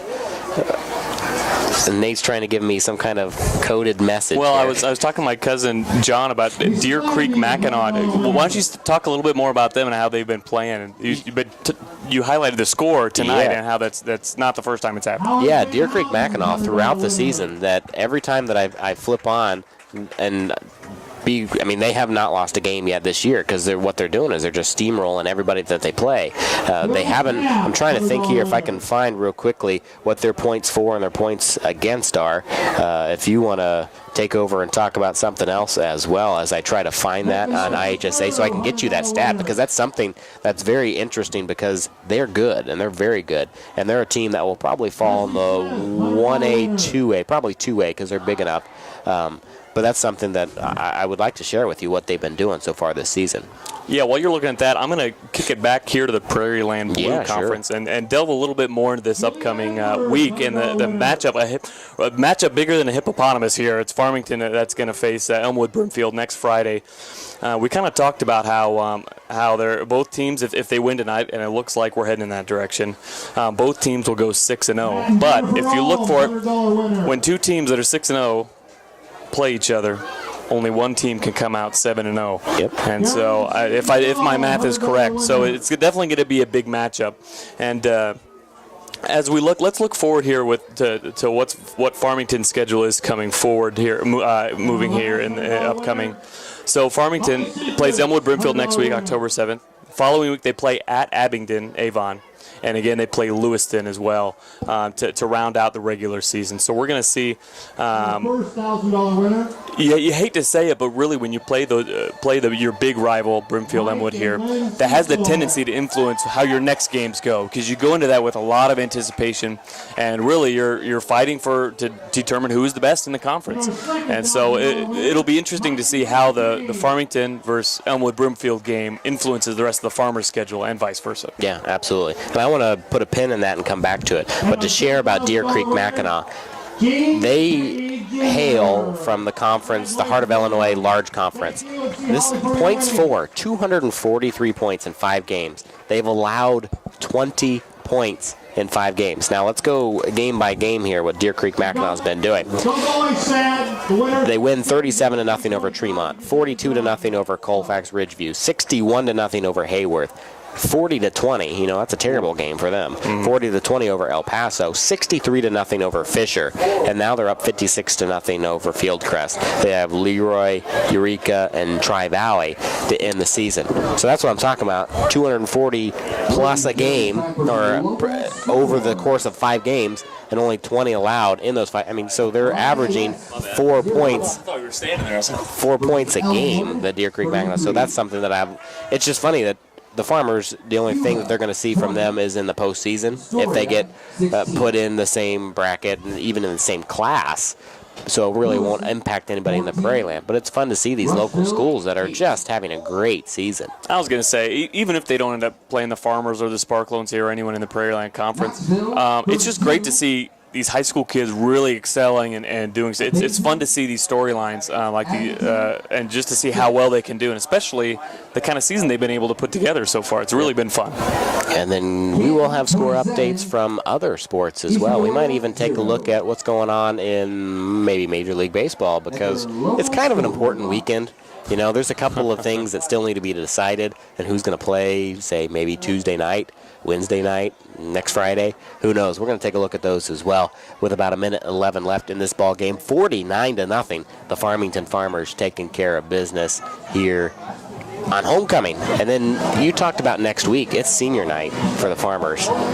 You don't think that they've got a little emotion in that game as well. Jumping into my score book as well, taking a look at scores in the Major League Baseball. Chicago's up 7-1 over Cincinnati. They're just putting icing on the cake for that season. They've had one heck of a season as well. New York, the current first place in the wild card in the NL, is up 4-1 over Philly. They've got 2 on the top of the 8th. Let's see what else that we've got. St. Louis right now is up 1-0 over Pittsburgh. That is in St. Louis in the top of the 5th. And then San Francisco doesn't play Los Angeles until 9:15 later this evening. So that's one thing looking at the NL. We'll take a look at the AL when we come back from this quick break. About 12 seconds left, and they put the warm-up on the clock as well. Back in 60 seconds on CD Country 107.9 WCDD. Helping bring you this event, Spoonerville Animal Clinic on North Main Street in Canton, Innovations Design Academy in Macomb and in Canton, the Bank of Farmington in Canton and Farmington, WBYS, the voice of Fulton County, by Lambs of God Daycare and Preschool of Canton, Jim Maluth Realty, Agent Sherry DeLost, Sedgwick Funeral Homes in Canton, Farmington, and Bartonville, and Embixler Video Productions. Helping bring you this event, Monocle's Pizza of Canton, home of the family pleaser, Remax Traders Unlimited, Susie McMillan, your agent, the Fulton County Farm Bureau, the voice of agriculture since 1916, by Canton Napa on North First Avenue, Wesley United Methodist Church, by Crawford's Home Furnishings in Canton and Elmwood, by CD Country 107.9, your home in the country, and by Embixler Video Productions. 0.9 WCDD. Thanks for tuning in. Homecoming night here in Farmington. Week 6 Prairieland Conference matchup. As always, a lot of fun to head up to Farmington. They always treat us well up here. The Sparclones, they just want to score. They're down 49-0 here at halftime. And Nate and I will have plenty to talk about. That's going to wrap it up for our halftime show, brought to you by CJ's Hair and Nail Salon in Canton. CJ's is your full-service hair and nail salon. Call 647-4711 for your appointment today. Jumping back into that conversation, I'll just turn it over to you. We're talking about Major League Baseball here in our halftime show, the American League wild card. And then we can jump back to the NL however we want to do it. And I want to talk about the Cardinal game, all kinds of things to talk about. The American League wild card's been kind of a mess and hard to settle, and you got 3 days to figure it out. Indeed, and I myself am a Houston Astros fan, and they were trying to hang in there for the mix. There were about 5 teams that were within 2 games of those 2 wild card spots, and really when you look at it, the wild card, the way they've adjusted to make the 2 wild card spots in that do or die game, it's really controversial. You can look at it as saying an extra person gets in, which gives a whole other opportunity to another team, but it totally takes away the opportunity from whoever would get that first wild card spot. But you look at it, and maybe I'm a I love the game, and so when I look and see what's interesting about it is that the wild card is basically the only time in baseball where you have a do or die situation. Yeah. Where you have one game to decide it, and I think that's what makes it so exciting. You have all these teams fighting for it. And you could say that maybe it dilutes it a little bit because more teams are admitted in, but it's a one-time game.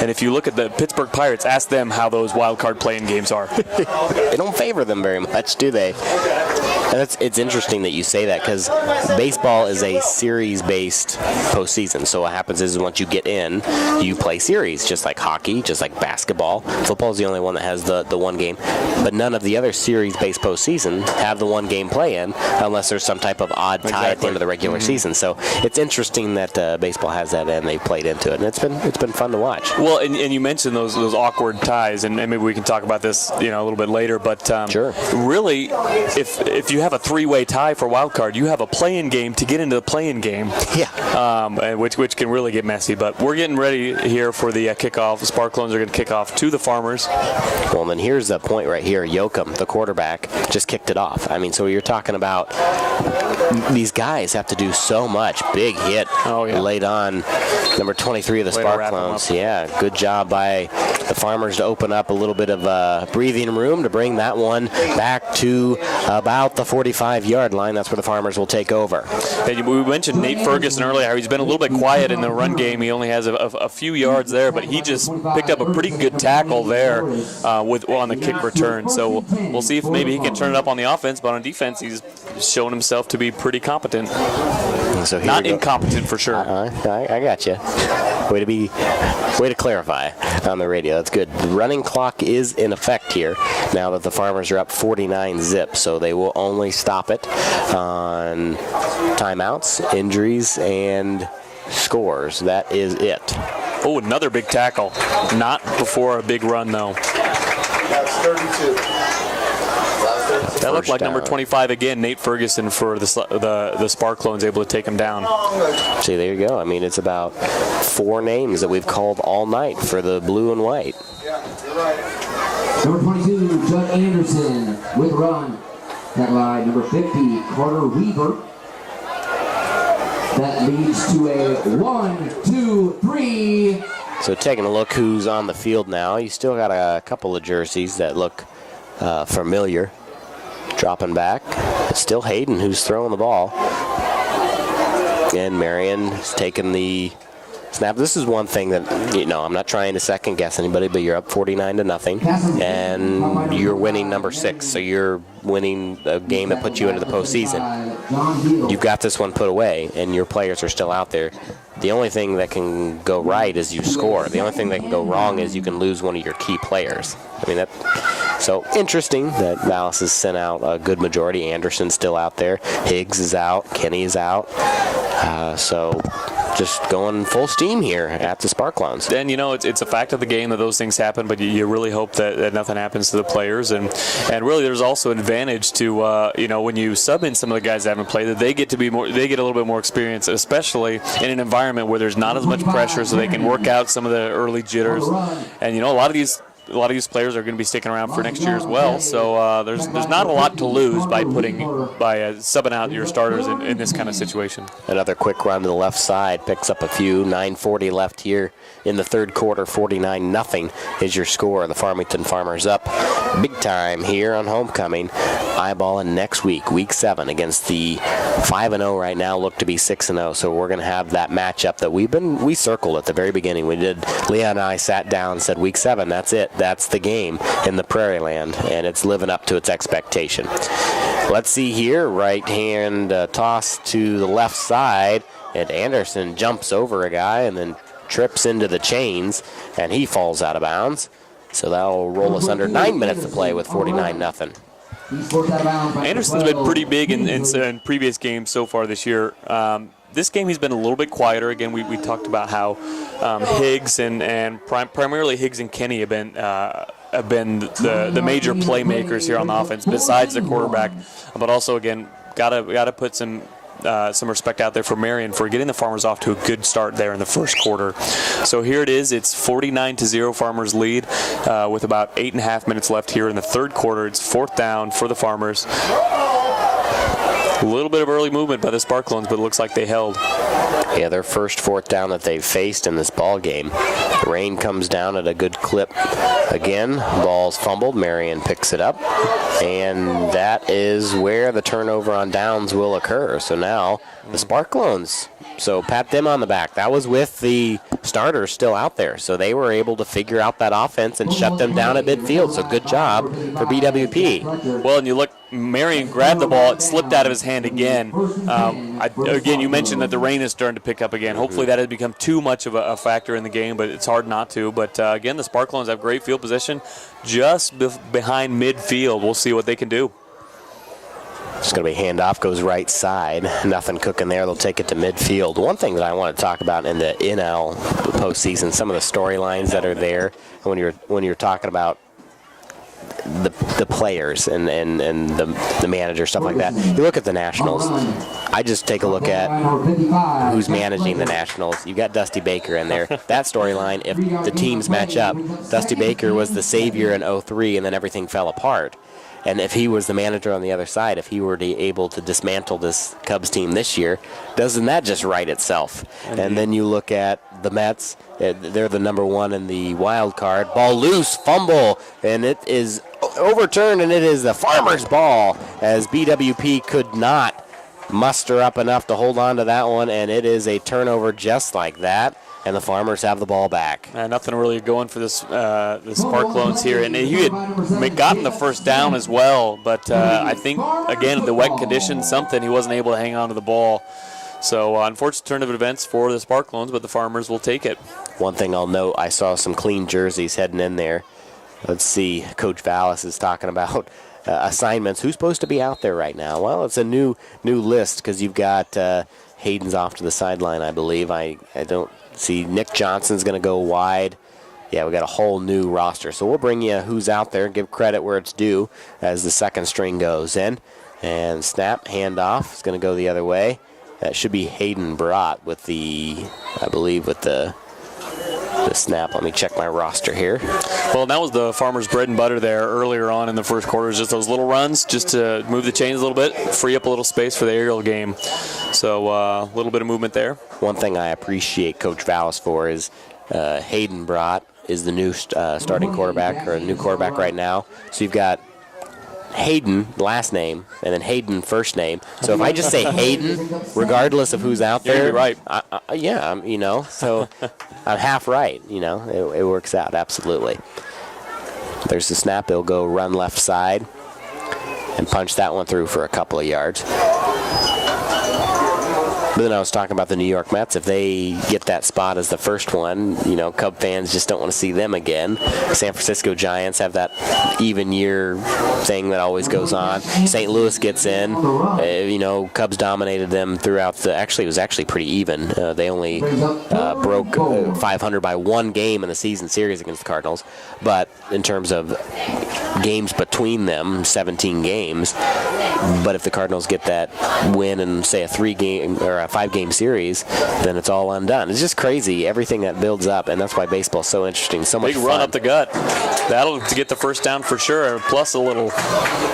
Yeah, you bring it up, and there's a lot of great storylines in the MLB right now, and again, I'm an Astros fan, so I live in the AL most of the time, but looking at the National League, again, there are some of those great storylines. You mentioned Dusty Baker and the Nationals.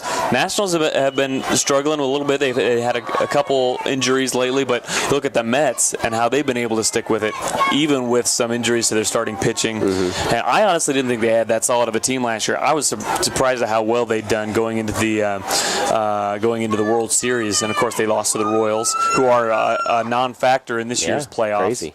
Again, some key injuries there that kind of put him downhill. Incomplete pass there by the Farmers. Intended to come towards us here in the booth, but threw it at his feet. And the intended receiver there looks like Lucas Brust, a sophomore, getting a couple of snaps here. A couple other Dash Anderson's in there quite a bit. And we said Hayden Brott's out there as well, taking the snaps. So a lot of clean jerseys. Nick Johnson's wide towards us.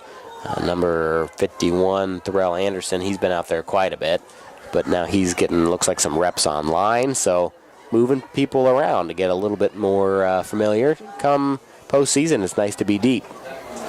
breaks the tackle, the spin move, but it's 3 more, now 4 more to take him down in that run up the gut. Looks like a gain of a couple, maybe. It's fun to see those running backs that can break a few tackles. I mean, that's one of my favorite things to see, especially when they can break through and get a big gain. Yards after contact is so crucial in this ballgame, especially in small school football, because there's not a deep playbook. You're not having somebody that's throwing the ball down the field 45 yards, except for Hayden's got a pretty decent arm. He's been hitting Higgs in stride a couple of times tonight, but Marion has showed it. That he's been able to bounce off a couple of defenders and pick up the 4 or 5 yards needed to get that first down. This is going to be a keep by Broad. He's breaking through, going down. Oh, taken down just inside the 10, it looks like, or at the 10. Good run by Broad as he was able to break into open field and jog it down to around the 15 and then taken down, like you said, near the 10-yard line. So the second string offense is finding a little bit of luck as well. And again, we're talking about those big runs up the middle. They are exciting because so often you see those runs, especially in the NFL. They just they run it up the gut. Nothing really happens. Happens in high school as well. But I think you get a little bit more of those breakthroughs here at the high school level. So it really makes high school football really a joy to watch. Well, when we watch the game next week, Elmwood Brimfield, they don't do anything fancy. They're going to run the ball right at you. Touchdown for the Farmers. I believe that's Dash Anderson that comes out of the bottom of the pile. Just checking that number as he heads towards us. And that is. So he gets in, adds to the total, makes it 55-0. Even the second string guys are getting a little action. 55-0. Farmers are up. It's been an exciting game for sure. A lot of points being scored. We saw some life from the Sparclones early on in this second half. They had a couple of good runs, able to move forward, but not a lot happening after that turnover once the rain started picking up. So here come the Farmers here with the point after. Kick is up. Kick is good. 1:53 left. 56-0 is your score. Farmers up big and already starting to shift their attention to next week, Week 7, against the Elmwood Brimfield Trojans. 2 6-0 teams, it looks like, will be clashing for the title in the Prairieland Blue. We'll take a timeout. Back in 60 seconds on CD Country 107.9 WCDD. Helping bring you this event, Spoonerver Animal Clinic, located on North Main Street in Canton. By the Bank of Farmington, with locations in Canton and Farmington. Sedgwick Funeral Homes, located in Canton, Bartonville, and Farmington. By WBYS, AM 1560 and 93.7 FM, the voice of Fulton County. By Canton Napa on First Avenue in Canton. Wesley United Methodist Church of Canton, Hy-Vee of Canton, your employee-owned store, and M. Bixler Video Productions. Helping bring you this event, Monical's Pizza on North Main Street in Canton, the home of the family pleaser, Lambs of God Daycare and Preschool in Canton, Stereo Village on South 4th Avenue in Canton, Oaks Hines Funeral Home with locations in Canton and Elmwood, Innovations Design Academy of Canton and Macomb, by CD Country, your home in the country, Remax Traders Unlimited Real Estate, Susie McMillan, your agent, and M. Bixler Video Productions. Here in Farmington, Prairieland Conference game of the week, 56-0. The Farmers up big time over BWP. And that one's going to find its way into the end zone for a touchback. Big leg there by Mr. Johnson. And that's where the Sparclones will take over at their own 20. Yeah, that kick going all the way back to where the band was set up earlier. Yeah. Unfortunately, they have left us after a great halftime show. Their theme this year is Spy, so featuring music from Mission Impossible, James Bond, Austin Powers, I believe, right? Why not? Yeah. Gotta love the Farmington Golden Wave Marching Band, but let's get back to football here. Sparclones have it. To see if they can get points on the board. This is just a matter of pride now. There's a run right up the gut. Takes it all the way to the 40-yard line as he finds his way through a herd of purple jerseys. And that will roll us to 141 here in the third quarter. 56-0 Farmers on top. Taking a look at the Prairieland Conference Blue standings right now. Like we said, Elmwood, Brimfield, and Farmington at top at 5-0, 3-0, so they're both going to be moving to 6-0 and 4-0 in the conference. Illini West looks like they'll fall to 3-3 and 2-2. Scioto, West Prairie, Bushnell, all that stuff, they're going to fall to 1-3 and 2-4 overall. Peoria Heights Quest, they're 0-3 in the conference. They started out 2-0. Now they're 2-3. And then Havana at 0-3 and 0-5 overall.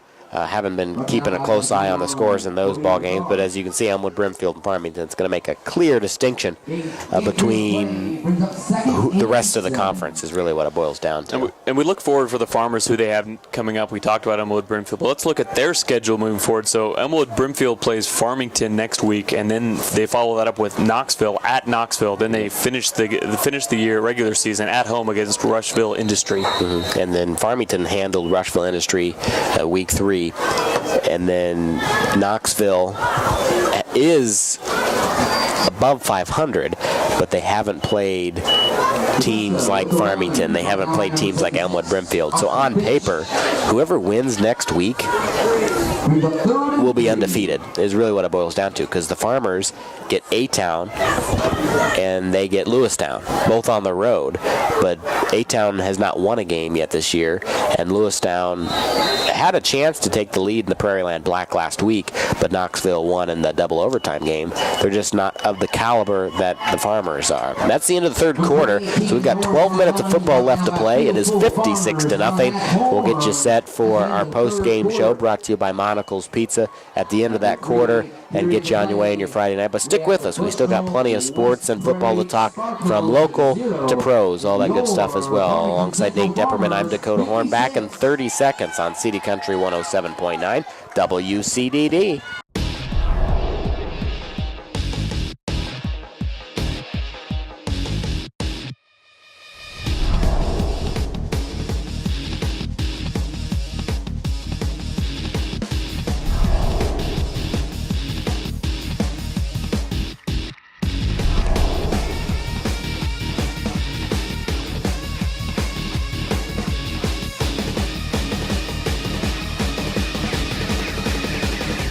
Here in Farmington, Prairieland Conference game of the week.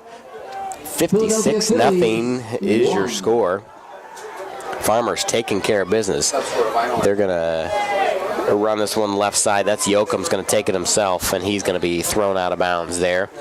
But going back to the Prairieland Conference, when we talk about the impact of the game, really, it's not that big of a deal in the grand scheme of things. It's all about pride and winning that conference. You'd like to have that conference championship because it seems like you've either been sharing it or constantly losing it to Elmwood, Brimfield. You go back to 2014 where the Farmers were able to handle them both regular season and in the postseason and get to the quarterfinals. They'd like to do that again. That was, they enjoyed that. Well, we look at the broadcast and we look at what Elmwood Brimfield's been able to do. Yeah. And, people, look forward to those games and say, it's going to be a good game, but it's going to be a tough game. And look with a little bit of apprehension sometimes. And we want that. You hope, the Farmers hope that the people have that feeling for them as well. Say, here come the Farmers. Let's see what we can do against them. Well, that's one thing that you look at from week to week, and this is just last week. Elmwood Brimfield struggled against BWP. It was a 6-0 game at halftime. 14-6 in the third quarter. How did Elmwood Brimfield allow that to happen? There's a pass right up the middle, and I believe the Sparclones are on the board. Yes, they are. Touchdown from 22 yards out. That's Trenton Teal who puts it in on the pass. Those points not superfluous, as they finally get on the board. That's great news for the Sparclones. Let's see if it helps them get something going here with 10 minutes left here in the fourth quarter. Yeah, Trenton Teal made that look easy as he's cutting across midfield, grabs it in stride, and just waltzes into the end zone with 10:08 left on the clock.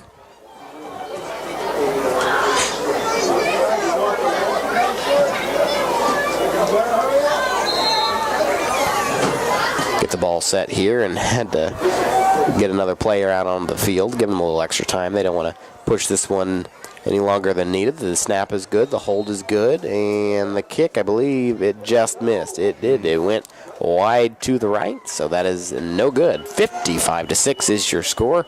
So the Sparclones won't be shut out tonight. They avoid the goose egg. There was a lot of pressure coming in on that kick, so I don't, I imagine it would be a little bit intimidating and difficult to get that kick up. There were about 3 guys zeroing in on it, so I am impressed that he even got it up near the uprights. So not able to clear the horizontal upright, though.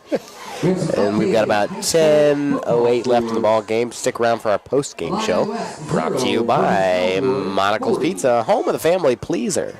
Dine in, carry out, or delivery. 647-1127. Monocle's, your perfect post-game stop. 135 North 5th in Canton. And 55-6, or 56-6 your score. Sorry, I keep saying 55. I keep forgetting to add in Nick Johnson's extra point there. Got to change my notes there. I apologize.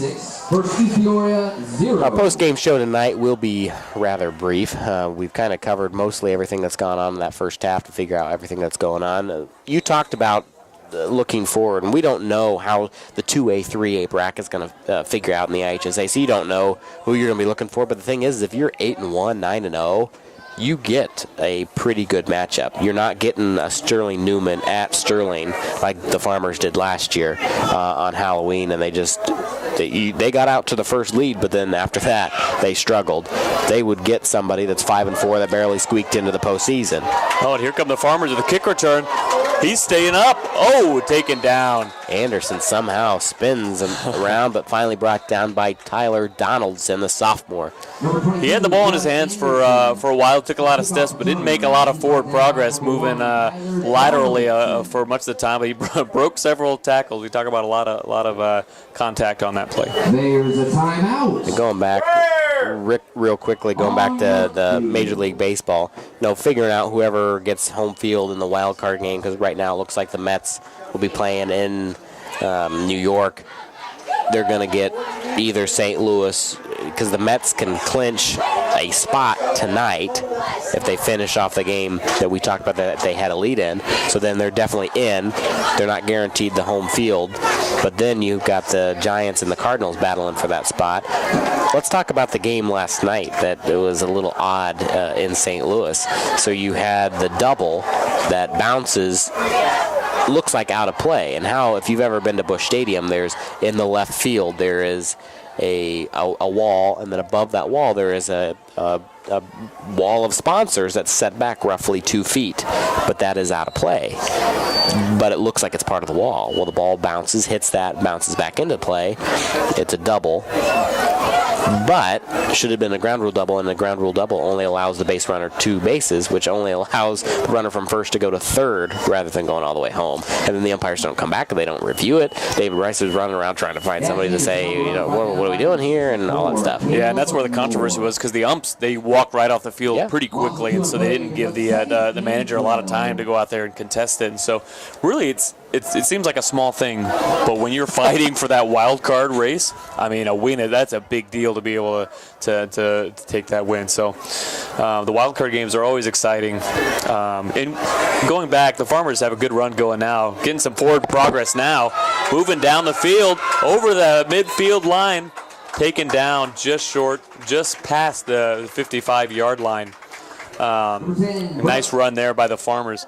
Again, you look at that wild card game in baseball, that's a big deal if you have home field advantage, because every little bit of help, whether from your fans, whether it's the comfort of being in your own confines, that's going to make a big deal when you get one game. When you got 3 to 4 or 5 games, some of that stuff evens out when you play in both home and away. But when you get one game, that home field advantage makes a big difference.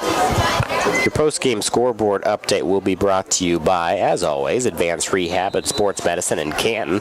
Call 649-1572 for a free injury screen. They fix sports injuries. Anderson on the run. Big man Alex Taylor, number 58 for the Sparclones, with a nice tackle there. Loss of 1 on the play. 8 minutes to go in this ball game. We do have a running clock. It is 56-6, so the Farmers have a 50-point lead. They've taken care of business here on their homecoming night. Senior night next week, so the Farmers have back-to-back home and then back-to-back away to end the season. But they'd like to have it where week 1 of the postseason, they're here at home. That's what they're eyeing. There's a run to the right side, and I'd also like that as well because we usually cover the Prairieland Conference, whoever makes it into the postseason, so we would be covering, Farmers, Elmwood Brimfield, Knoxville, Lewistown, whoever can get in. And last year I had to drive all the way up to Sterling. I'd rather drive to Farmington than Sterling, so we'll see. Indeed. And then, like we said, Canton beating Metamora, beating up on East Peoria. They're a good team this year. Running wild against Pekin in that delayed game that they played on a Saturday evening. So they're trying to string together some victories here in their season.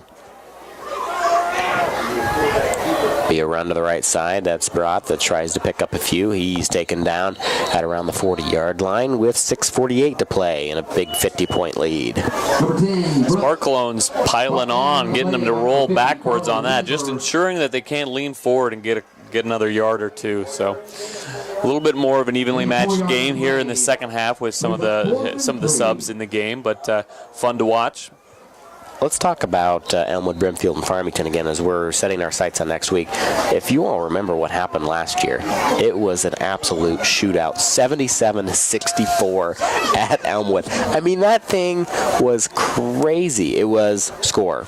2 seconds later, score, another score, another score. It was whoever had the ball last, and that's what it boiled down to. Yeah, they won by 13 points, but that last one was based on an onside kick by the Farmers that didn't go their way, and then Elmwood Brimfield had great field position is really what it boiled down to. It was lights out. There was no defense. That's going to be the key next week. Can the Farmers stop Elmwood Brimfield? And Elmwood Brimfield just runs the ball at you. There's nothing that is very complex about their offense. The Farmers, if their defense can stand up and how complex their offense can be, should have the upper hand. But Elmwood Brimfield just always finds their number. So it's interesting looking forward to that.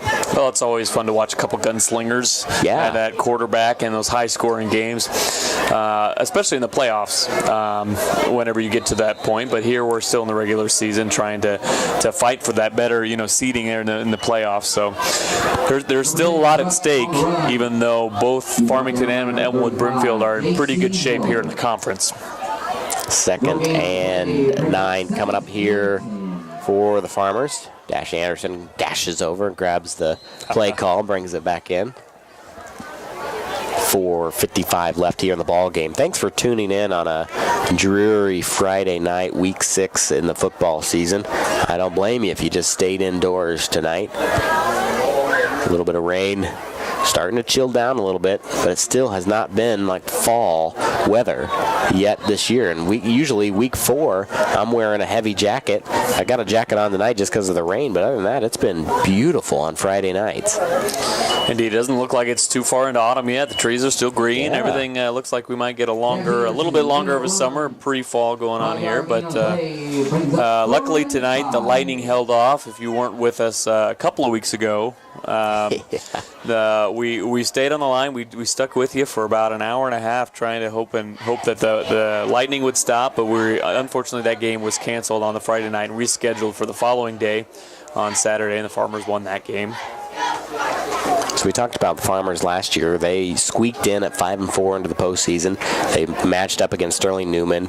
Didn't really stand a chance in terms of enrollment and opportunities. Just Sterling Newman's a good team, private school. That helps.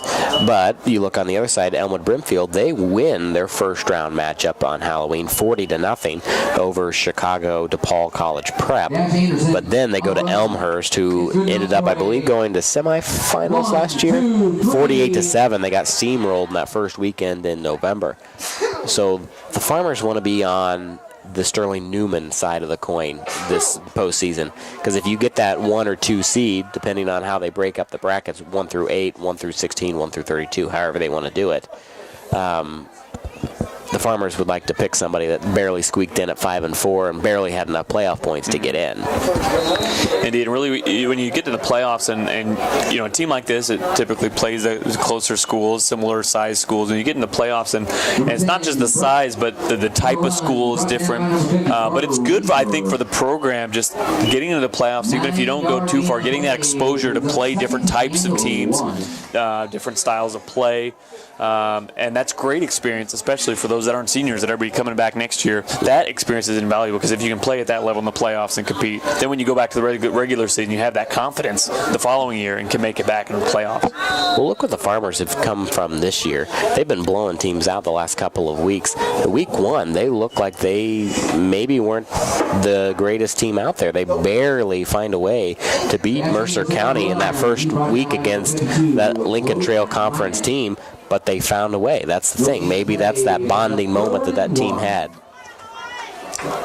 Indeed, the Farmers have come out pretty strong this year. I think the big test again we see will be next week. Absolutely. 3rd and 1 coming up here for the Farmers, getting close to the end of this ball game with 1:57 left and a 50-point lead. It's going to be a run outside, and he'll be taken down just short of the goal line. The Farmers knocking at the door of another score. And now actually you've got a lot of play calls being sent in. Coach Ballas just kind of leaning back. Headsets are off. Actually, the coaches up here, after one offensive possession, they usually send up 2 coaches here. They left the press box. They went back down to the field. Really nothing to call in from up here as well. 1:29 to go, 56-6. Like I said, abbreviated post-game show tonight, just to send you on your way to enjoy your last Friday in September, your last day in September. It's hard to believe that it's October already. They're going to take a knee here. Good job by the Farmers here. Really no need to score again. So they take a knee there. That'll roll them on a 1:05, and then they'll have to do it one more time to put this one on ice. Stick around for our post-game show. It's brought to you by Monocle's Pizza, home of the family pleaser. Dine in, carry out, or delivery. 647-1127. Monocle's, your perfect post-game stop, 135 North 5th in Canton. Really, in our post-game show, we're just going to highlight some of the things that we saw tonight. No need to talk about stats because stats have been kind of severed by 2 halves because you've had 2 different units out on the field. 35 seconds to go. There's the kneel. That should do it as they roll off the clock here and get everything taken care of business. The Farmers score 56 points and only allow 6 and keep adding to their totals throughout the season. The Farmers are now 6-0, and they are 4-0 in the Prairieland Blue Conference. So just taking care of business and doing what they need to do here in the blue. 56-6 is your final. This is your post-game show brought to you by Monocle's Pizza, home of the family pleaser. Dine in, carry out, or delivery. 647-1127. Monocle's, your perfect post-game stop, 135 North 5th in Canton. Well, Nate, so from that ball game, really that first half that you talk about, the Farmers found the magic. They have taken care of 2 teams in a row, 2 weeks in a row. Is this the momentum that they need rolling into that big Week 7 matchup? Well, I think it definitely is. I think it's exactly the game they were looking for because there wasn't one part of their game that they had to rely on the whole time. The running game got them going in the first quarter. We'll start there. Marion was able to get them off to a great start there. But then second quarter, it was basically just throwing the whole time. They were able to move the ball downfield pretty quickly. They had great defense. They were able to put a lot of pressure on the Sparclones. And then, obviously, the second half, a little bit different. But, again, I think this is the confidence they need to move forward. And especially, I think Dylan Hayden's going to be a huge factor moving into this. And I think he was able to really establish a connection with not just one of his offensive partners, but also been able to move it around. And we saw towards the beginning, we saw Higgs obviously got a lot of yards, and Ethan Kenny, was able to get some as well. So it wasn't just one person contributing on the offense. Yeah, absolutely. And, firing on all cylinders and finding the thing. And the big thing is you get that second half where you can sit a couple of guys, not have to worry about injuries. That's something that some of your teams, they got to do that last week. That's in 2 games, these starters have only really played a game because they only played 2 halves in one in each one. So that that helps in terms of stamina and endurance moving into week 7, week 8, week 9, and then into the postseason, because the Farmers are in. They've got win number 6, so it doesn't matter what happens here on out. They're in the postseason, so that's something that they, tip the cap to them tonight for that. Yeah, and we look at. I just want to take a step back and look from the Sparclones perspective. They had some good runs, and if you remember, right at the end of the first quarter, they went on a great run where they were really able to move the chains. That led into the second quarter where it started to kind of fizzle out. I also wanted to call out number 53, John McEwen, who had a great sack, and that's the kind of play that really gets your team fired up. Yeah. It's a momentum changer, but on that play after the sack, he was injured, left. I was helped off the field. It looked like he was not able to return to the game. So, best to him, and hopefully he'll be able to heal. It didn't look like it was too serious, but he was favoring the leg a little bit.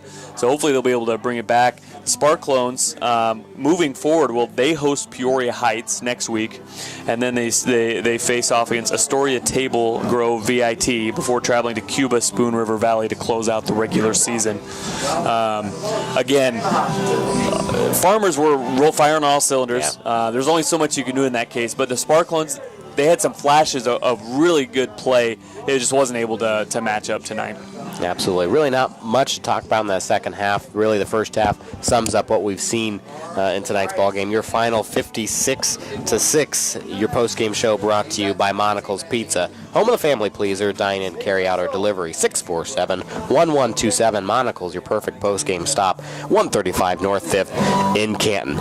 Your Prairieland Conference game of the week. We thank you for tuning in on week 6. Week 7, guys, make sure you pencil that in. Big circle on your calendar. We will be here, same place, here in Farmington, for that 6-0 and 6-0 matchup between two teams, and it's for all the marbles in the Prairieland Blue Conference. The winner of that is the conference champion. Both teams will already have their slot checked for the postseason, but they just want to win that one. They want to beat that team. Any final thoughts before we leave tonight? It was great to have you back in the booth. Not the greatest game to come back to, but it was definitely fun to watch. The Farmers look pretty darn good. Definitely. It was great to be here. It was a fun game. It was a great night. The Lightning held out, so we were able to play football, and that's the main thing. So it was a great night, and thanks all of you that were able to tune into the game, and hope you enjoy the rest of your evening. Absolutely. Well, for Nate Depperman, Dakota Horn, Chris with M. Bixler Video Productions, Nate back in the studio, everybody at the CD Country 107.9 family, we thanks for tuning in. Another week, week 6, is in the books. We'll see you week 7. It's going to be a good one. The two teams at 6-0 at the top of the Blue Conference will be right here in Farmington next week. We'll see you next week.